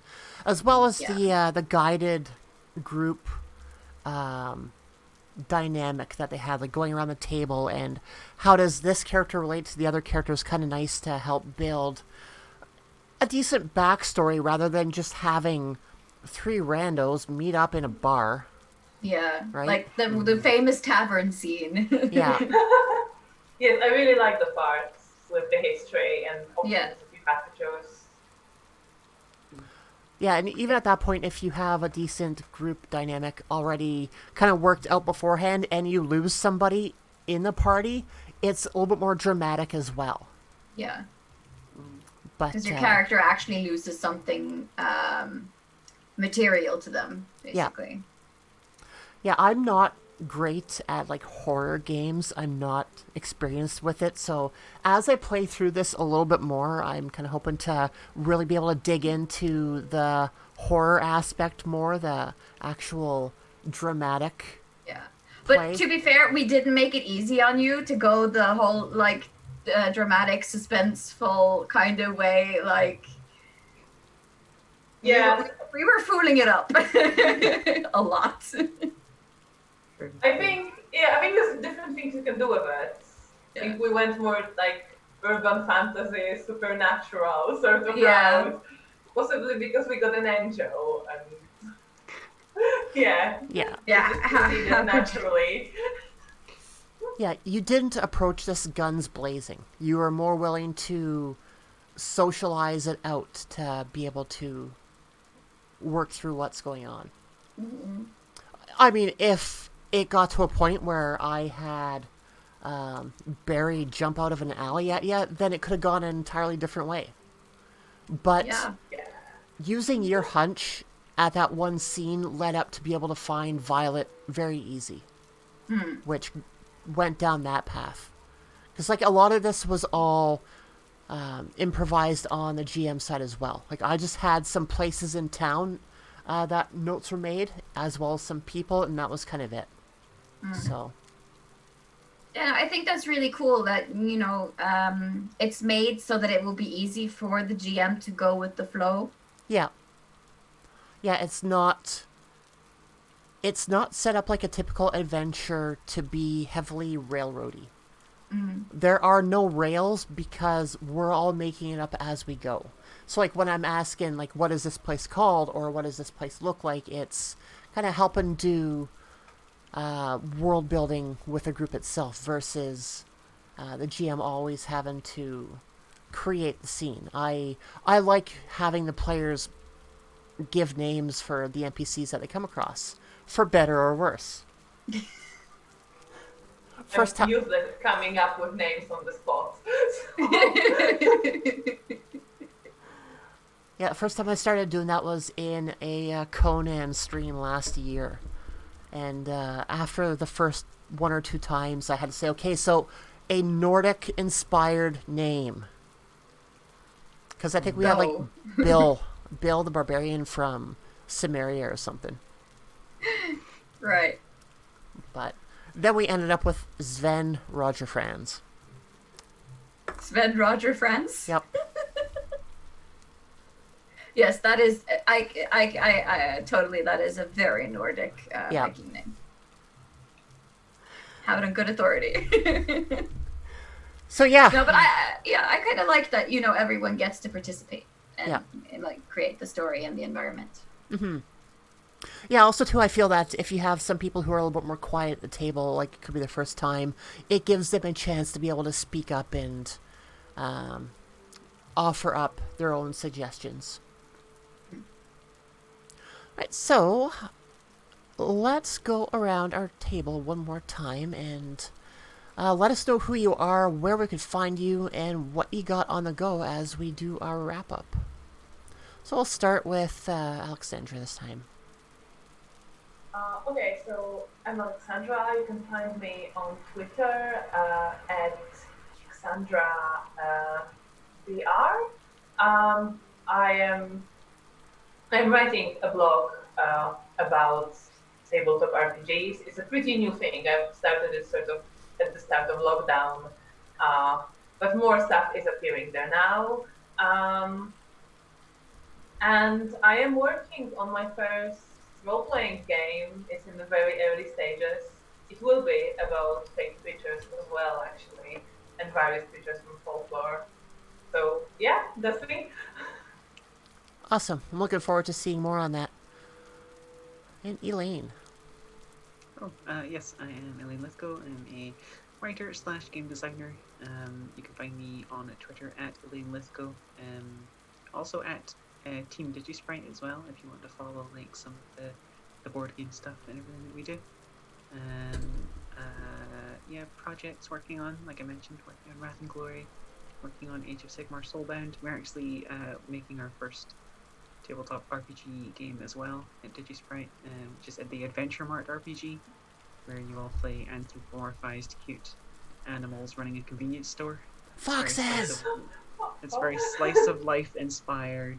It's you're essentially running a magical 7-Eleven in a fantasy world, and That's so cute. I wanted to build a system where violence is like never the answer, and things like that. So like it's what's the tagline I've been using? The customer's always right and the rent is almost due. Is like the thing. So it's like trying to, because everyone's worked those terrible day jobs, right? You've just got to like smile and grin and bear it and get through it. But in this particular world, it's not just that you've got a really bothersome customer. It's like you've got a bothersome customer who's accidentally ripped a hole in the astral plane and like 10 million ferrets are pouring through or something, and you've got to clear those ferrets out because there's a store inspection in 2 hours. You know, it's that sort of thing. So we'll be talking more about that and getting some games and stuff, playtest games on the go as well. So yes, follow me on Twitter if you're interested to hear any more of that stuff. And when you're ready for like live playtesting, let me stream it. Like, let me run a game of it, please. Well, yeah, we're wanting to put together because we're going to take it to Kickstarter sometime. We've got a game that's going to Kickstarter sometime in the next like month or so called Familiar Alchemy, which is a game about it's like Scottish folklore and growing plants and brewing potions and things. Nice. But after that, the next one's going to be the Adventure Mart, and we're going to have a quick start rule set and things that we're going to kick out, and people can Awesome. run and use that as they want. So don't worry, definitely we'll get you a copy of the rules to run a game here. Perfect. Okay. And that's me. I'm done. I promise. I was Serafina. I had a great time. Yeah. I I didn't will get to cut definitely play anyone, that game. Excellent. And That's the hope. Anita. Yeah, hi. I'm Anita, and you can find me at Anita Ilus on Twitter or at Anita Pixie Dust on Instagram if you're there. And I'm a podcaster and content creator and cosplayer. And if you want to check out my Dragon Age and Vampire the Masquerade podcasts, you can find out more about that at Fateful Fumble on both Twitter and Instagram, and fatefulfumble.com, because we have a website. Yay! Which is really neglected. But that's I don't think I have that much else to say about that. Yeah, It's been really nice. Good. Yes, thank you, Charlotte. You're welcome. Thank you, Charlotte. Thank you three for coming out and playing this the first time through. I want to thank everyone else who has stopped by throughout the day to check this out, as well as those who will be watching in a few days on YouTube. You can find me on Twitter at Foxfyre22. That is FOXFYRE22, where I tweet about all kinds of random bullshit. Yeah, and then I really wish I had a vanity link for YouTube to make it easier to find the videos, because like I got a whole bunch of stuff up there from previous games if anyone is ever interested in checking those out. And yeah, I have a Discord server, which I'm going to get the link for if anyone ever wants to join and talk about random stuff. Lately, it's actually been a lot of like tabletop role-playing game development questions and a lot of really decent conversations kind of pop up in that server, which is kind of cool. 10 out of 10. Can recommend. It's a very friendly place. Yes, we do strive to be friendly. It's a Canadian thing. It's one of the few Discords that I get a good morning from every day. It's like, good morning. You're welcome. I'm like, oh, I got a good morning. Yeah, 5:30 my time, almost on the dot. Good morning, folks. I am still here, are you? Yeah, I have a new project underway. It is like the like Vampire the Masquerade audio drama type deal. I've been kind of posting it all over the place now for the last few hours. It's on my most recent Twitter post. It's in the Discord server. It is something I want to do in the near future. And I don't know exactly how I want to go about it just yet. I do have some ideas about making it a little bit more free form. So, like, the RP aspect of actual characters intrigues me a little bit more than writing out a script and recording that script. I feel you would be able to get more out of the characters as they grow through real play, just in a little bit more of a clean audio drama situation. So that is kind of where I'm pointing that to, and I'm kind of hoping in the next few months to have a playtest of my own tabletop role-playing game thing ready to go for testing. So I might do that live on stream or get people to do it if they find it interesting. That is also talked about on the Discord server if you're ever interested. If not, keep watching Twitter for the next little while to see stuff as it pops up. But that being said, after this game, I don't have anything on the schedule really until September, and I think I might keep it like that. I might take about a month and a half off just to kind of get caught up on some things that have been getting put by the wayside, and just to give myself a little break. I have not had that yet throughout this whole COVID shutdown. I've still been going to the office, so I've been doing all this plus everything else. Kind of starting to feel it a little bit. So, thank you. How's for you then? Because I have been taking a break from all podcasting during COVID. Yeah. So take care of yourself. It's important. Yeah, this You is get now some where... time off. Yeah. Yeah, I might still do like a random one shot here or there just to kind of keep things going. I do know I want to run Graveyard Shift for Wrath and Glory. But whether that's on a Saturday or a Thursday, that may be up for some discussion with the players. And yeah, barring any unforeseen circumstances, at the very least, September, we should be back with a bi-weekly game of Soulbound. So I'll be looking for some additional players for that, which would be done roughly around the same time as the start of this one. So if anyone is interested, there is an application form in the server to throw your name into the mix for it. I think I should be in that, and I promise I will try not to play an irreverent disaster character for once. But, I mean, if you want me to, I will. yeah, we'll see. Every group needs comic relief. Yeah, and Elaine does it so well. Nothing if not a walking joke. Yeah, whereas I always default to like the more serious type of character and stoic and I Yeah, don't know. I go serious. Humor is my primary defense mechanism, so you know.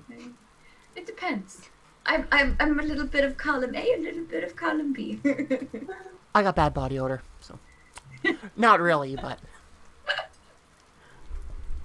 can we play skunks in Adventure Mart?